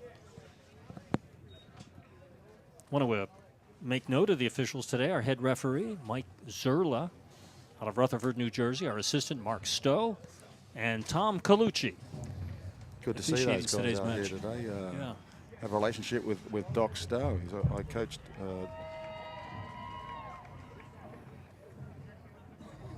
It's the Thumbs Up Cup, and while we have a player down, let's listen to Lisa Dombrowski and telling a great story about her son Mark and a very special jersey that you're seeing here today. Well, they have formed a tribute team, I guess you'd call it, MD-15, and they play in different tournaments, and their uniforms are a joint combination of Archmare's colors and St. Joe's colors. And the majority of the players are from those schools, but there are other players from other schools as well that have joined in. And so they've played in different tournaments, and they use his trademark, 2 thumbs up, is on the uniform. And Mark liked to say, I got this, coach, or whatever, a lot. And so they've say, we've got this, Mark. So that's really, and everyone's number is 15, Mark's number. Yeah. Tell me about that jersey that they've put together with the colors of all the schools. So both schools, Archmare's green and white, and then of course the Hawks are crimson. So they've incorporated those colors in the rugby jersey. Oh, that's terrific. Yeah. Just in time for live action to resume with 29 minutes and counting down. And it's a big St. Joe's run so far. Temple putting some pressure on here. They're not far from the try line, so it will be interesting to see if they keep driving or they have a look to shift the ball wider. 4's on the big carry. Great tackle. Cut down there by Colin Johnson. Big Ryan Monteverde, 6'5", 270 for Temple. Big through The the referees caught the St. Joe's team offside, so they'll get a penalty here, so they're going to get a really good opportunity to try and convert this possession and territory into points. Now from this position, you could, if you elected, have a free kick or run a play. You can. You can kick for the poles, you can kick to the sideline from line it. They've decided to get their money's worth again out of Matt Nicholas with a big, strong carry. Tim Groff's been denied there. Pick and go again from Temple. They've got a nice wide back line set up here. Let's see if they can shift the ball down the line. Monteverde with the carry. St. Joe's are up for the challenge at the moment. Backed up to their old try line, or goal line, as we might call it, but it's the try line. And there's that shift we were looking for. Inside carry. Scissors. Nice tackle from Noah New on the big man on the scissor. Oh, off their feet again. Aram Kaskijin over the top of the ball. Quick tap from Temple. Oh, taken away. Nice. Oh, stolen. Hold on. The referee said that the St. Joe's team aren't back 10. And they reset the line. It's sort of like the line of scrimmage, an imaginary line across the field. Foreplay resumes. So they had the option there. It was a penalty. They're always also allowed to take a scrum. They've decided to take a scrum. Probably a good choice here. This gives them the opportunity to put their big men against the St. Joe's big men. Right. Match up the speed against the speed and see who can win this battle. Let's see if they can come up with some skill. From the very center of the pitch. It's about the size of a U.S. soccer field here at St. Joe's. Exactly. You know, we're looking at the need for specs for a rugby field of being about 120 by 70. So, a lot wider than an American football field, same length, but the width is where the game's a little bit different. Offside again, the scrum half for St. Joe's. Powering ahead. Yeah, they might be able to drive this all the way over the try line here, Lou. It's picked up by 9. They've gone out. Nice tackle from Noah again with John Ahern, who's now on the field. And Noah's trying to tear the ball loose. He was attacking the ball and trying to strip, and they've turned it over. Good job by St. Joe's. Really good work. On defense. John Ahern with all the hair. Oh, they were playing advantage. So they're going to come back. So from that position there, Lou, there was someone offside, and the referee allowed the Temple team to have a few opportunities to try and score. They were playing advantage. No advantage. Back to the penalty. Boom. Temple's bigs attacking the middle. But what's been interesting is that the St. Joe's guys have been up to the challenge today. How big is your son? Noah's 190, 180? I think he'd be 180 with his helmet on. With his helmet. And a wet jersey. And 5'11" with mum's high heels on like he used to have when he was a little boy. Sorry, no. David's older son, Selby, very successful career at Penn State University. Yeah, Sel had a good run there. He was captain of the team for a couple of years. Pretty good player, Sel. So he looks like he's going to try and go on with it down in Australia and work as an architect. So we're looking forward to that. Potentially he and Noah will head down there and play together. So those plans are in place. Terrific. Good news. Oh, there's some contact. That ball's gone forward, and Oh, this look guy, at this run. This guy likes to play strong. Tanner McElrath with the carry now. Let's see if St. Joe's can be patient here. And quite often, as you might see it, Temple have rumbled, and not been able to get over the try line. And in transition ball, St. Joe's might be able to hurt you here. Tanner McElrath, the son of Matt McElrath, that we talked to in the pregame show, and has been so instrumental in putting together the sponsorship that is making this special stream, this live stream, possible. And we thank our presenting sponsor, particularly Ambrogi Foods, for their donations to the Mark Dombrowski Fund today.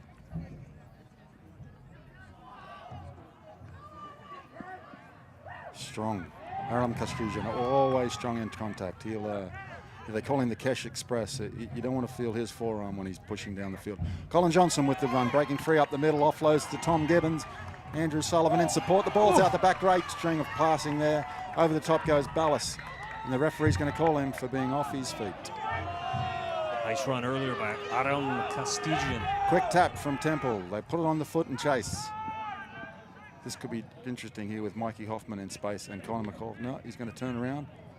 Kick for touch. That's bounced off Nazare's arm. That'll be St. Joe's line out. That ball glanced off the Temple player on the way out, right? It did. It did. So that will be a St. Joe's line out. I think for any younger players out there that are watching this, that are looking at this rugby, they'll see that St. Joe's are playing to play with a lot of enterprise. So in some respects, that can get a little bit messy if the passes are off, if they're a little behind you, or the support run is just not there. And it's felt like that a little bit today. There's a substitution for the Hawks right now with a comfortable lead. Yeah. Colin Johnson's off, a senior, and on comes a fellow senior, Jamie King from DC. Jamie's worked hard for 4 years here at St. Joe's, and it's great to see him get his opportunity. I thought Colin had a great game. I thought he played really strong in contact and in the tackles, so happy for him. Colin Johnson, as you say, a senior out of the Pittsburgh area in Central Catholic in Pennsylvania. Famous footballing area of Pennsylvania, I would imagine. Yes, sir. Tristan Guevara with a catch. Philip Trong from Monsignor Bonner, rumbling, bumbling, and driven backwards. Philip Trong into the game, number 23, yeah, from Bonner, Philadelphia area. A lot of these players, as you would expect, for St. Joe's and Temple. And David, most of the over 200 universities now are not NCAA sanctioned, but still club level. And a lot of thought that they kind of like it that way. Well, I think at the moment, it's the right fit for in the collegiate space. The NCAA regulations and just trying to catch up with where rugby fits into that space might take a little bit more time. But in terms of participation and numbers, and the number of schools that are actually playing rugby now, the conversation and the question has to be valid. There's the website for the Mark Dombrowski Foundation. We urge you to go on there. We just opened it up. We'll be posting this game as well as all the videos of the Dombrowski family talking about Mark. 2 thumbs up. We got this. The Mark Dombrowski Foundation.org. It's interesting. I was looking at that scrum there, and there's a big replacement for the Temple team playing at inside centre, and I think he was licking his chops because his matchup is with Carson Delaney on catch and pass, and I think they were going to be like, let's target Noah and get a big strong carry there at the midfield of the St. Joe's team, but it didn't come to fruition. But we'll see if they get that matchup here shortly. See, this is why all the bigs from U.S. football would love rugby day. You get to touch the ball and run with it. Yeah, I think that's an absolute truth there, Luke. That happened about once in a career for me. I've seen you handle a ball. I think you'd be good at this game. I would have loved this game. I've become a big fan. I'm trying to learn thanks to your tutelage. David and I worked together for quite a while at American football, arena football. We tried to establish and did establish a foothold far away in China. I'd love to do it again with you and with this sport. Good fun, Lou. It was a great time, wasn't it? With good fun. Ken and DB and Marty and all the team. What a cast of characters. Mate, if there was another chance to do an Ocean's 14, I think that might be a worthwhile story. We should have had our own show, I can tell you that. Let's go down on the sidelines right now with Matt, who's standing by with a special guest. Matt? Thanks, Lou. I'm here with Jimmy Wolfer, the highest scorer in St. Joe's history, breeded out of the infamous Xavier High School. Can you give us a couple thoughts on and memories that you had playing with Mark? Yeah, no, definitely. During Subaru 7s, like when he was in high school with Archmere, we were, I remember going to watch him play, and he was absolutely killing it. 4 tries in like one game, like 3 in another, and that's when I knew he was definitely our #1 recruit. But a memory of him, no, just his speed, physicality, he'll back you no matter what. And yeah, no, loved him. He was a good guy. Awesome, Jim. Thank you. Thanks. Back to you, Lou. Thank you, Jim. We talked to Jim a little bit at the half, David, in relation to maybe joining the Super Sevens League when we get things going a year from now, we hope. You know, I think Jimmy misses playing here so much he wanted a double dip at the end. He got double there. Well done, Jimmy. Oh, Nasaya with a great run on the edge there, and well tackled by Xavier Stewart. So he matched him well on that sideline. Some substitutions coming in for St. Joe's team. You know, when you're down like this, David, at Temple, and the clock not their fan right now with 20 minutes to go and down by 33, are they trying to get a pound of flesh at least out of this thing? Yeah, no doubt. I give them credit. You know, they're still playing really, really tough. You know, so the opportunities are starting to sort of bounce in their favour, and they're taking them. You know, they've spent a lot of time in possession in this end of the field, and there's a pick and go here. I think they might come up with a try. And there it is. It's payoff, yeah. Good for them. The payoff for the Temple Owls. No quit in them, coached by John Scioto. Spider, as he's known in the rugby circles, played his own rugby at Penn State for the Nittany Lions, one of the great programs, by the way, in American collegiate rugby, but nothing quite like the Cow Bears, David. 27 championships in the last 38 years for Cow. Yeah, what a program. Jack Clark, I was fortunate enough to spend some time with Jack under the USA team when he was the head coach. Quality coach, really knows the game of rugby, and you can see that in the results that he's accomplished at the University of California. Wonderful facility as well. So I don't expect that success to slow down anytime soon with a guy like Jack in charge. This is a deep conversion kick here, Dave. This looks like, to my eye, about 40-some yards. Yeah, he's pulled it back to open up the angle. So, you know, I think he's got enough leg. I think he's just got to strike it right sweet. And just like looking, I don't think he's happy with it. Right. Yeah, I think he got under it. It looked like one of my golf swings there, Lou. You stole my line. You stole my line. Here's the thumbs-up replay for the Temple Owls, just their second try of the afternoon. And there's Delaney again with a nice carry. Picks up 12, who really worked hard to keep the ball. Nazao, his brother, is on the other side, really worked hard there. And #1, rumble, bumble, stumble, Jack Mill, and you come up with some good results. I like your play-by-play on that call. We've been featuring Mark Dombrowski and great memories of great number 15, and we visited with them last week, and we had a great story from his parents about one picture in particular in which he really literally stood out. I guess it was the quarterfinals, right? For the rugby tournament was in Bowling Green, Ohio, and we were playing Tennessee, and it was raining all day, so it was kind of a mud bowl. I mean, people were just filthy. You couldn't tell the bright orange from Tennessee, from St. Joe's, and so Mark always played varsity, but he never started. He'd get in for the last, 5-10 minutes. So he was subbed in, and he was completely in a white shirt, standing behind a pile with mud flying everywhere, and couldn't tell one team from another. I digress a little bit. When I got the picture, I did send it to the boys here, Kevin and John, basically saying, with the caption, because he's in a white shirt, everybody's filthy, Mom told Mark not to get dirty. So John's response, right away was, he listened. Right. And Kevin's response was, God darn you, Mark, go out and hit somebody. So, he did, yes, he did. But anyway. Well, I'm starting to believe that MB has something to do with this, David. Every time we run a vignette on Mark Dombrowski, the Hawks take it home for a try. I'm not kidding now. Mate, there's no doubt.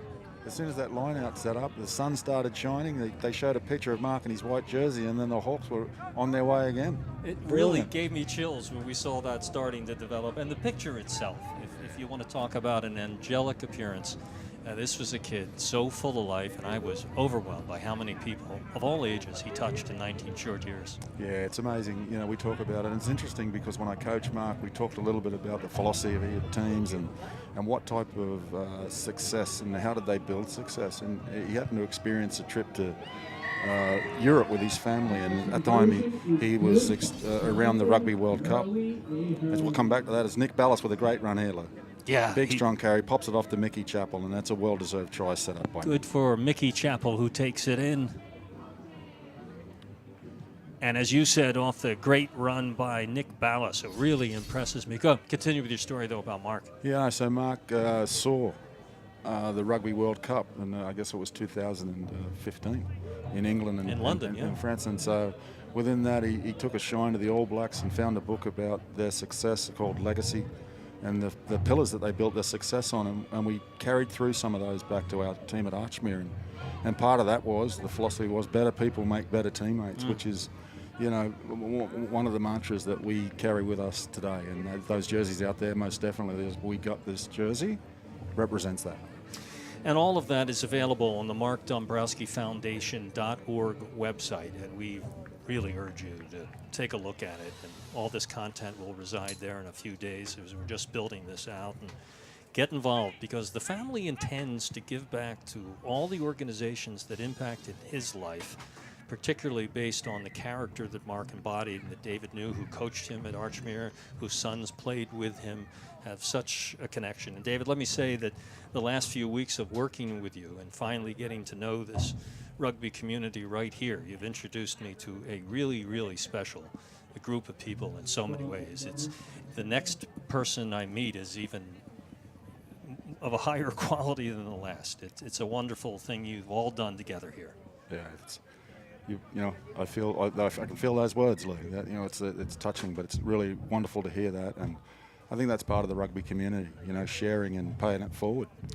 And I think at this particular time in these United States, I don't mind saying this, I think sports is tremendously important to our fabric, but particularly the character elements that I see still embodied in the very best way in this particular sport. No doubt. Being carried on and forward. No doubt, and I think you know, that collectively we can take these things and share them, and you know, and stay with it. Sometimes it's difficult, and sometimes it's hard, and the way to success isn't always the easy road. You know, and being a good person, you know, it might be a little harder to be that person, but hey, it's worth it. Yeah, I know you've done that with your own family. The minute I've talked about this with you, the minute that I walked through the front door of the Dombrowski's home, I could feel it. And that tackle there is by Trent Mason. Trent Mason. Number 15 that's come on with us, one of Mark's best buddies. How about that? Trent has not played a varsity game in his life. No kidding. He's just pulled off a great tackle, come in and got involved in the contact there and turned the ball over. So Trent out of Downingtown, Pennsylvania.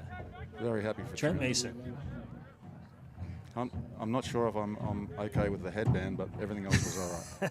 See, that's what I'm talking about. I like it. Wow. Nice carry. Temple still plowing. And you've got to give them credit, Lou. These guys have been chasing the ball for most of the day, but there they come. They're coming again, and now the arm tackles and the reaching's coming in because those big bodies tend to create that collision, bumping and moving. It's fantastic. Good stuff again from Temple. There's a strong carry as well. Wow. Oh, there's Trent with the cover underneath and cut him in half, but let's hope Trent gets up from that one. Ooh, and he is hurting. Oh, nice counter rock from Mickey. Referee's not happy with it. From the side. Tremendous run by Ryan Monteverde. He's been strong all day, Monteverde. He'll be sore tomorrow. So Temple closing in on the try line again, and a player down on the field. Yeah, so that's Trent. That's Trent? Yeah. Who took the brunt trying to make that tackle on Monteverde and got the worst of it. I know how that feels. Yeah, it's tough, isn't it? You've got to make a decision on the run. So big man coming at you directly, you've got to get your head on the side, you know. Let's take a pause and listen from Lisa talking about her son and another really special tie that was developed in honor of Mark Dombrowski.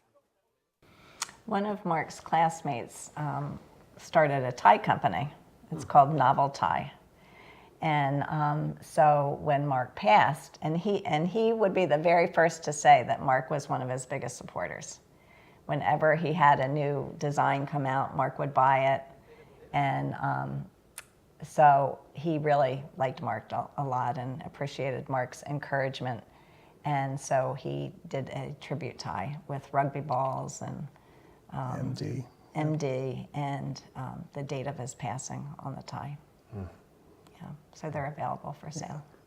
I'll quote him. He and this is the founder who he would always say that even Mark was the most encouraging person in the world. He said even when my ties sucked, he would always be encouraging and say how good it was and the whole bit.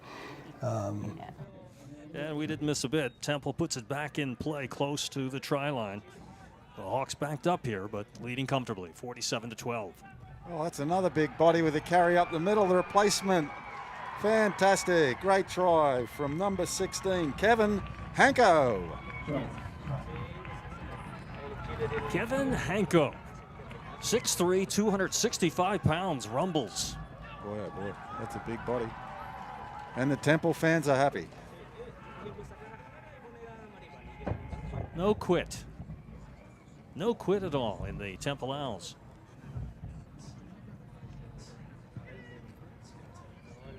Nice kick. Fly half, Carson and Daly. He's had a great game. Played well today, Carson. And here we go. They set the ball up. They're about 10 metres out, and it's big people. Here comes Hanko through the tackle. Strong, finishes, try time. Trust me, folks, you don't want to put your face in front of that kind of body chugging up with knees high. Yeah, tell you what. He's done well. One more sandwich in those shorts. I don't know whether they'd... They remind me of my gym shorts back in the 70s, by the way. Are they making a comeback? They might have been your gym shorts from back in the 70s. All right. It's a breakout day for David New on the microphone today. Way to go, David. Oh, nice restart from unfortunately. Let's see what St. Joe's can do today. They haven't had some ball for a while. A lot of replacements, a little disjointed, but let's see if they can get going forward. I don't know what's going on with this passing today. Everyone's going backwards.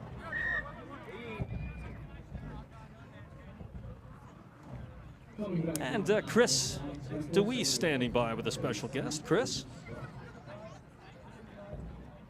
Oh, my fault.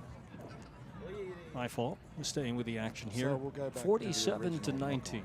No advantage there of the St. Joe's team. It's almost like free play there, Lou. They'll come back to the scrum. Let's see what St. Joe's. How long has the St. Joe program been in place, Dave? Mate, it's an older one. I think it's back from the mid to early 60s. And if I'm right, a gentleman by the name of Huey O'Neill is one of the founders who happened to be here at one of our games a few weeks ago. You know, I bring it up because rugby 15s were a part of the Olympics. In fact, the United States won the gold medal in 1916 and 1920. And then as football started to develop, rugby all but went away for 50 years. Until the 60s and 70s when the colleges started to bring it back. It did, and there's a kick chase through, and Connor McAuliffe with the try. Oh, that's a try, yeah. McAuliffe scores it for St. Joe's.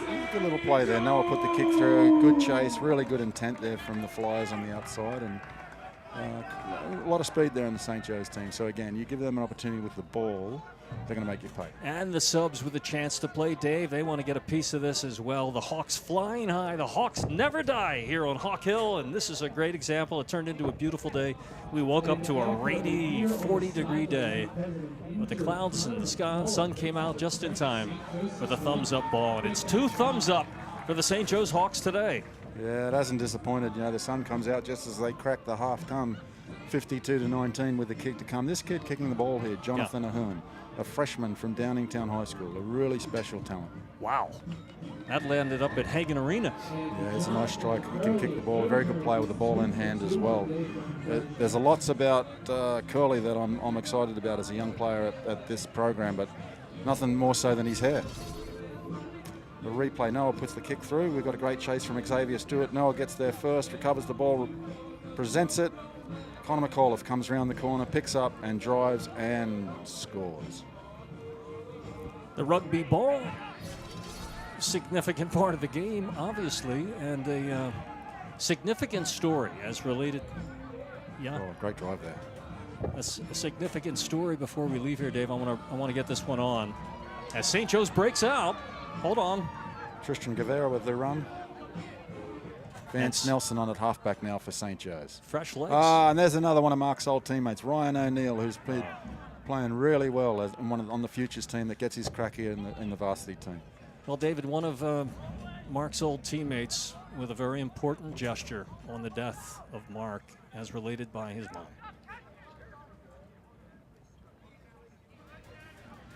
Tell me the story about the ball. Not surprised to see a rugby ball on that table, but there's a story behind it.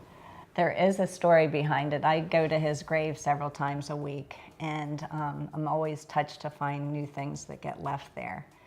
So after college, last spring's college semester ended, the rugby ball was there. And here it was from PJ, one of his teammates, co-captains of the rugby team. And he left the rugby ball.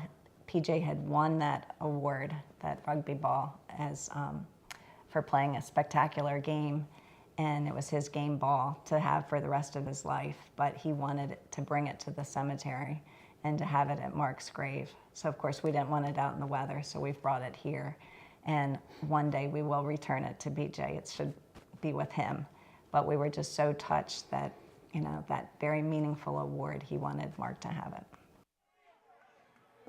Back to live action. Oh, Riotta through the hole. He can run. MB strikes again. There's Curly with the support line. Let's see where they go from here. Jamie King with a pick and go. And the try. How many times has this happened? Each time we've learned a little more about Mark Dombrowski today on Thumbs Up Cup Day. It's going to go to St. Joe's as the Hawks have really flown today. And I think it's safe to say, Dave, that their spirit was inspired from the time they walked out of the Hagen Arena today to take the field. Yeah, it really has. I think there's been quite a bit of emotion and passion that's been associated with this performance. And you can see that a little bit over-eager sometimes. Their timing was off, but their effort and their intensity and their desire to represent Mark and each other is really evident. And a reminder, this is all about today's presentation. It's all about the sport of rugby. We've given great attention to this growing swell of its popularity, but also about the Mark Dombrowski Foundation. We urge you to get involved, see all this great content again, and learn even more about the great life of MB15. Mark Dombrowski at the markdombrowskifoundation.org. Wonderful story from Mark's mother about the ball, and a wonderful young man, PJ Wicks, one of our players at Archmere Academy, is now playing at the University of Delaware. We haven't talked enough about Archmere and the relationship between Archmere, you, the rugby community, Mark, St. Joe's. Yeah, Noah started there in about 2013. Andrew Coco is a teacher at Archmere, admissions director, and he's actually a former player. Local rugby player, and he looked at me and I looked at him, and we were familiar with my background. I said, let's start a rugby team. And at the first meeting there were 4 or 5 people. Christopher Curcio, who's gone on to play a lot of rugby at successful levels here at St. Joe's, his mum and dad, Pete and Tina, they were the first ones. And we borrowed a set of jerseys, borrowed some balls, and found a little space to practice on, and we started with 5, 6 or 7 kids, and from there the program grew to the point where we won 2 national rugby sevens championships. Yeah, so these kids have had tremendous success for, we call ourselves the little mouse that roared down there in Claymont, Delaware. And not the first time, with some credit to you, Dave, that you've done that. When you first came to the United States, you went to Glen Mills School and initiated their first rugby program. And in effect, it was a nice run by Temple. What a tackle, David. Very nice tackle. What a form tackle. If all of football could adopt that, we wouldn't have any problems with that game. That's the talent that Connor McAuliffe can bring to this game. He's been injured and he's hungry for some rugby. This is his first game back since he broke his ankle against Pittsburgh, but he can run with the ball and he can make contact. Good, clean rugby tackle that the sport of football is now trying to learn. David, you started the program at Glen Mills, and for all intents and purposes, here's another look at it, by the way, and look at the great form. Well, this was an earlier play. But on the I think it might push its way up to the end as there. it comes out to the outside. And it's a good carry from the winger here. He gets into some open spaces. The cameraman can't catch up with him. But Connor comes up and cleans his clock around the knees, and beautiful side-on tackle. Great form. Good ball there from Curly. Let's see Matt Riotta in some space here. Over the top is Connor McAuliffe. That's a great setup. Curly's in with the recovery here, and let's see if we can set the ball up here in the middle. The referee's not happy. So we're counting down the final moments of the Thumbs Up Cup. It's going to go. The first one's going to go to the St. Joe's Hawks. But we're also going to award MVPs, right, Dave, to both teams today, and we'll be here for the presentation. We will. I think at the end of the game here, we're going to ask, I think we have asked Kevin, who played here at St. Joe's, and his brother JJ to come up with the MVPs on each team and make that presentation. And John and Lisa will present the Thumbs Up Cup to the winning team. It's going to be an exciting end to what's been a remarkable day. Very nice. And I started to tell the story about you founding rugby at the Glen Mills School, which is a great story in itself. But then you branched out and virtually established rugby all across Philadelphia, and then went so far as to establish the governing body of rugby all across the United States, Dave. So we thank you for what you've done for the sport. It's been my pleasure. You know, rugby league was something that was part of my life in Australia, and the opportunity to start that version of that game in this country. As we see Xavier Stewart with a little bit of space, and the hop and the step, and can he go all the way? There's plenty of support behind him. Noah's clean over the top, cleaned out, reset. St. Joe's, 40 metres out now. Let's see if they can finish with a strong one here. Gibbons to Ballas. Ballas with the run up the middle. That's a nice carry again from Nick with 80 seconds to go. In football, American football now, that they talk about going fast. Well, they borrowed that from rugby as well. Oh, for sure. Second you're down, you're up and going again. Up and moving. And that ball just slightly forward. Slightly forward. Yeah. So the ball can go forward, right? But as long as you launch it from in front of... Yeah, the intent needs to be that the ball's passed laterally or backwards. So if your fingers or your form leads the ball to move in such a fashion that you've intentionally tried to pass it forward, it's going to come back. Beautiful run. Great athleticism on display here. Good, tough interior play. Teamwork. Great tackling.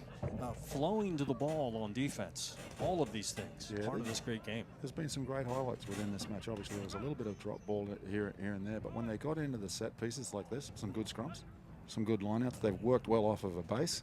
The big guys have done the job they've been asked to do, and the speed guys have executed on what they've been called on to do. That's the big carry we thought was coming up the middle of the field. That's a big boy. 17 in the middle of the field. Time running down, and a reminder as the thumbs up comes to an end as far as the field of play today. Stay with us because we'll have the trophy presentation to the winning team as well as the MVPs. Good Our reporters will be out there to talk. It's a good drive backwards. And that's a real example of how a small man can also be really effective on a big man. Comes up with a big tackle underneath the ball there. Now Zaya, we've been waiting all day for him to get a bit of ball, and there he goes. The referee's going to say that one's a little high. I'm going to bring that back. Oh, he's reaching into his pocket, Lou. Someone's joining us in the booth. Into the sin bin goes Mickey Chappell. The sin bin. What a way to end the game. I think the referee's done a nice job. You know what? I'd hate to be critical of referees, but the fact that we haven't noticed him much must be a good thing. Which is another thing. It's the code of the game, right, Dave? That very little back talk, if any, from the players. About respect, and that comes from pressure within, right? It's how we act and how we manage each other's behaviour. You talked a little bit, Lou, about some of the craziness, some of the madness that goes on in the public sector here in this country at the moment. Yeah. You know, this game here governs itself, it manages itself, and, better people make better teammates. I watched the Eagles-Giants game the other night, Dave, and look. Where's he been? Bronco Nagurski is returned. John Ciota, why was he not on the field earlier? Yeah, right. Hanko, he's been troubling for everybody. There's the big wide ball again, and that one might bring it. Oh, he's tapped it back inside, and Curley got a case of the fumbles. The referee says no. Put a string on that. And that's it. And that's it. Thumbs up. That is the match. The first ever Thumbs Cup go to the St. Joe's Hawks by the impressive final score. St. Joe's Hawks 61, Temple Owls 19. The Mark Dombrowski 2 Thumbs Up Cup will go to his own Hawks, the St. Joseph Hawks. We are urging you to stay for the trophy presentations and reminding you again that this entire telecast has been brought to you by Ambrogi Foods, and many other sponsors who donated to the Mark Dombrowski Foundation. And if you'd like to get involved with MB15, we got this. 2 thumbs up. Go to the Mark Dombrowski Foundation at markdombrowskifoundation.org. The website just put up this past week. We'll download this match. We'll also put up all the wonderful interviews, and there are more that we've done with the Dombrowski Foundation. The mission: to provide funding to organizations that support and promote youth education, athletics, safety, and well-being. Forever in our hearts, that smiling face. Mark Lee Dombrowski, 19 years of age. the MarkDombrowskiFoundation.org.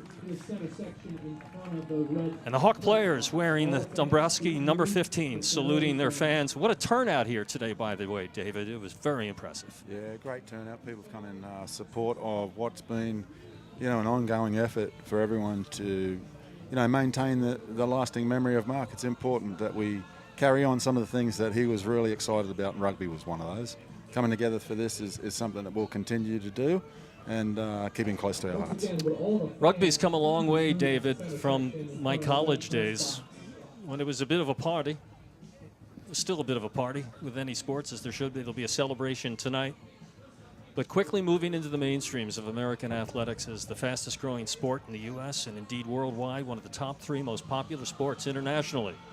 We hope you've enjoyed learning a little bit more about the sport today. I know I have, and learning a lot about young Mark Dombrowski and his marvelous family and his extended family, the St. Joe's Hawks rugby community and all of the rugby's fans and supporters all through the Delaware Valley and all across America. But we're not done yet, Dave. We're going to award the Thumbs Up Cup. Oh, which is right here. Which is right here. I think we might need a little bit of help to get this down to the presentation. You poke your head out, and I'll be right vamp back for you. This is the beauty of live streaming. We're winging it at this point. Here we are talking. We're wondering how long it'll be before we present the cup, and we realize that it's sitting right here in our broadcast booth. There it is again, the Mark Dombrowski Foundation at markdombrowskifoundation.org. And we say again, thanks to Ambrogi Foods for their generous donation to the Dombrowski Foundation, which made this live stream possible today. Shags, the coach of St. Joe's, now has the cup in hand. And David has returned to the booth after the best sprint that he's put on probably in about 15 years. Yeah, it's been a while. Well done, mate. Thank you. I was looking at the trophy as you were talking about it, and I'm thinking, could be a problem. Not very professional. I might need to get that down there. And listen to the crowd now as the Hawks come over to the near sidelines. You got to give credit to Temple today, Lou. Tough outing for them, on the scoreboard, but they gave the effort, for the full 80 minutes, and they came and were part of something that was very emotional for our players and meant a lot to them. So, tough challenge. Let's see if we can pick up some of the sound from down on the field. Leo Swatuka, our producer, can you get Matt or Chris over there with a microphone near Shags?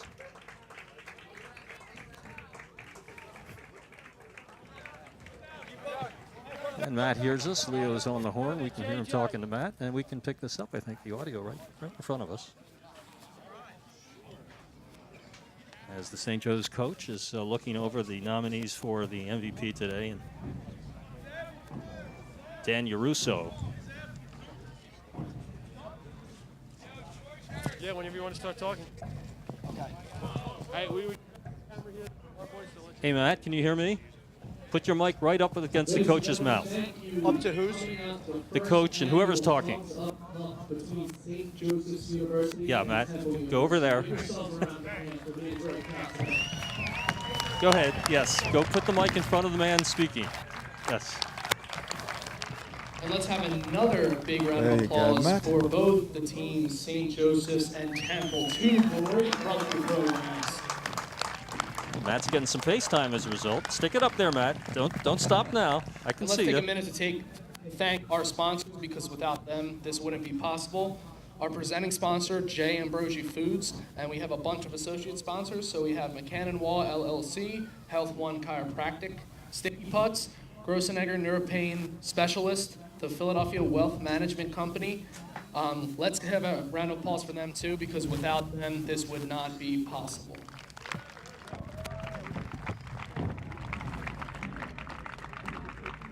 And now we're going to turn it over to Mr. and Mrs. Dombrowski, who are going to present the winning team captains, St. Joseph's, with the first ever Thumbs Up Cup.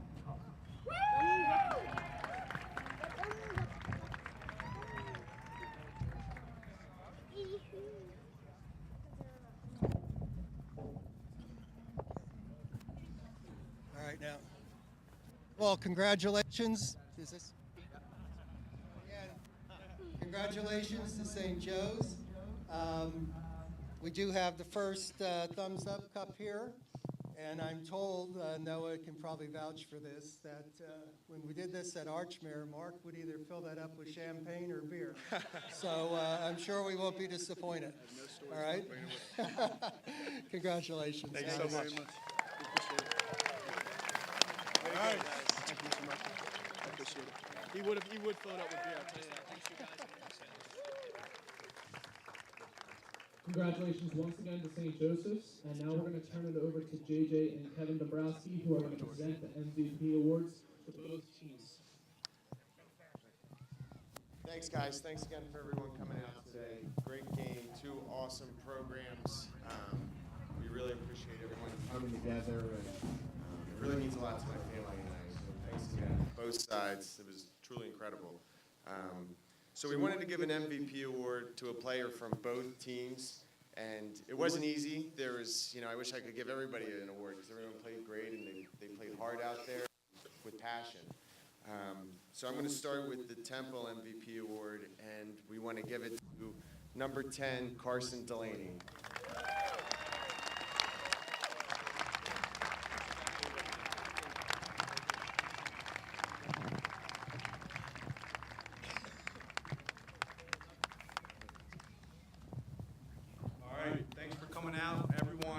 Temple, St. Joe's, both played great, so entertaining to watch, and thank you to all the fans that came out and support.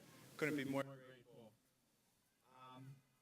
St. Joe's, you guys all played well. I wish I could give this to every one of you, but I gotta say, my teammate, Mark's teammate, and one of the best kids I know, none other than the Kesh Express, Aram Keshkezian. All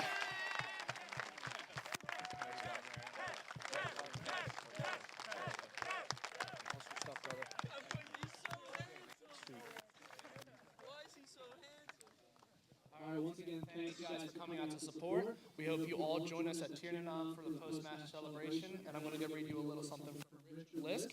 He said, on behalf of the Thumbs Up Cup, we are honored to host our rugby players, family, friends, and partners at Tiernan in Philadelphia from 6:30 to 8:30 immediately following the game between Temple and St. Joe's.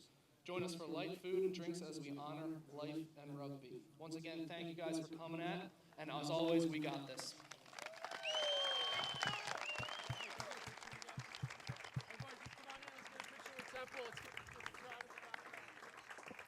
Well, congratulations to our MVPs. David, we talked with Aran's mother just before the match. She's got to be very happy right now. Yeah, great choice. I think we got the pronunciation right. For many years now, Aram Keshkezian has been probably the heart and soul of the St. Joseph's program.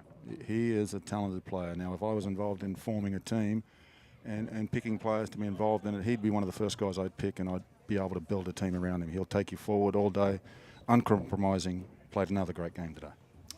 Matt's going to speak with some of the MVPs, and as soon as Matt Lydon is ready, after doing yeoman's work down there under difficult circumstances, taking our directions. First, they're taking some pictures. Going to do the thumbs up pose. You can't see it, but that's double thumbs up for MB 15, Mark Dombrowski, and I'm sure he is very happy with what he's seen today. I see Matt down there with the MVP from the St. Joe's Hawks. Let's go down to Matt. Matt, thank you very much for your work, and take it away. Everyone squish together and get a group shot? Yes, for sure. Okay. Thanks, Lou. How's everything? I'm here with Aram Keshkezian, our MVP for St. Joe's. Can you give us just a couple thoughts on the game and how it went? Yeah, it was a great fight by both sides, something we both really wanted. Mark was such an important kid to us, so it was just huge that this was something that we really played our hearts out. So that's exactly what we did. Started off hot and just kept through it the whole game. This is the exact outcome we wanted. Awesome. Thanks, Aram. Congrats once again on the MVP and successful season to come with St. Joseph's. Back to Lou. Matt, thank you very much for the job, and David for picking out Matt. What a delightful pair of guys who have never been in front of a camera or a microphone before, and we kid with them, but the one thing we said was have fun, and I think they did, and I hope you did, Chris. Let's go down to Chris DeWeese one more time. Chris, take it away. Thanks, guys. We're here with Temple MVP Carson Delaney. Carson, you played a great game. I know your team didn't come out on top, but would you be able to just talk about how this game went and how you feel about the whole entire event? Yeah, for me, it was a down day, right? I mean, won the MVP award. This glass doesn't do anything without that cup next to it. It doesn't mean anything to me. So the only thing I can say is we put it on a great event for Mark and his family, and St. Joe's came out on top. They beat us, straight up they beat us. We didn't play well at all. I didn't play well. I mean, I know I earned this, but honestly, when I say it doesn't mean anything as that cup, I mean it. This doesn't mean anything to me, so. But I'm glad we put on a good event for his family. Yeah, you guys were awesome, and you guys really showed a lot of pride out there. Thanks, guys. Back to you in the booth. Thanks, Chris. And as I mentioned briefly, David, just two of the kids, and as comfortable as can be because they're in their element and with their own. Yeah, and I think that's the way of the future, Lou. I think, you know, you've been a long time successful sports broadcaster, and it's changing, isn't it? It's changing how, obviously everyone knows it's changing how people access content, and changing how we build content, changing how we deliver content. We're in that business now, and it's good to see some young kids who live in that social world, right? They've got different platforms now they can share and be part of that communication network, and they both did a great job. I'm proud of them. Kudos to you for suggesting that, and for all the great effort you did in putting this together and helping produce this, all on behalf of this. The Mark Dombrowski Foundation. One more time, we show this to you, and we ask you to go to that web address at the bottom, markdombrowskifoundation.org.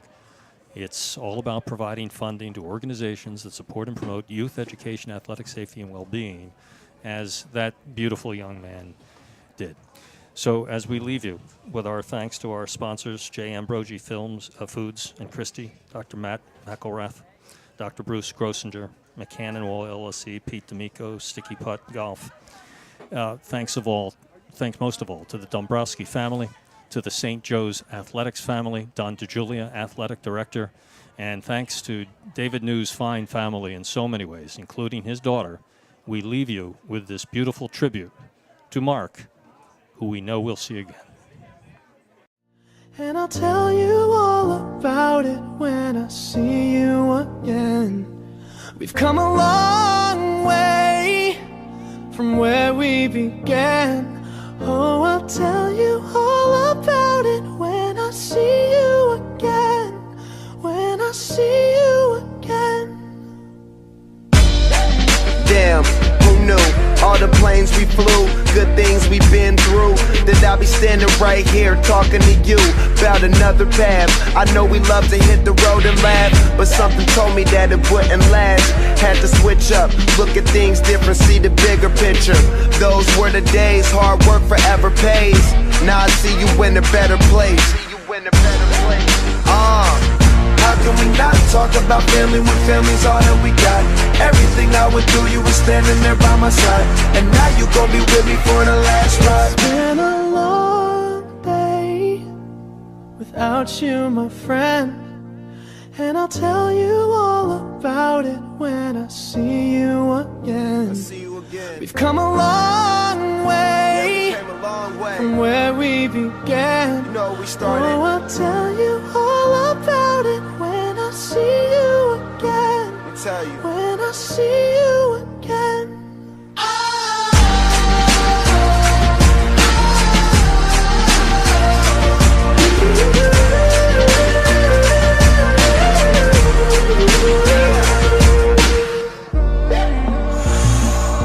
First you both go out your way and the vibe is feeling strong, and what's small turn to a friendship turn to a bond, and that bond will never be broken, the love will never get lost. And when brotherhood come first, then the line will never be crossed. Established it on our own when that line had to be drawn, and that line is what we reach, so remember me when I'm gone. How can we not talk about family when family's all that we got? Everything I went through, you were standing there by my side, and now you gon' be with me for the last ride. Let the light guide your way. Yeah. Hold every memory as you go, and every road you take will always lead you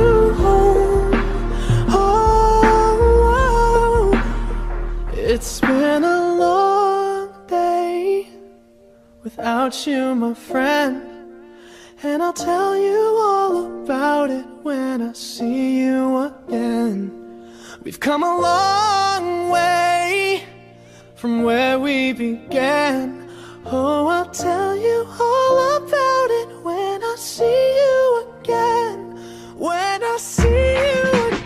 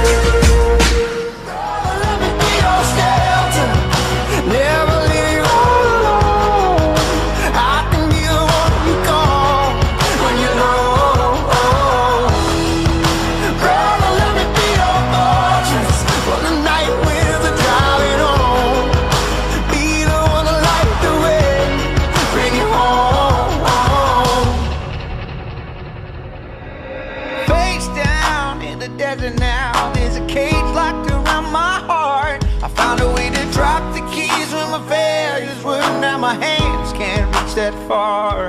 I ain't made for rivalry. I can never take the world alone. I know that in my weakness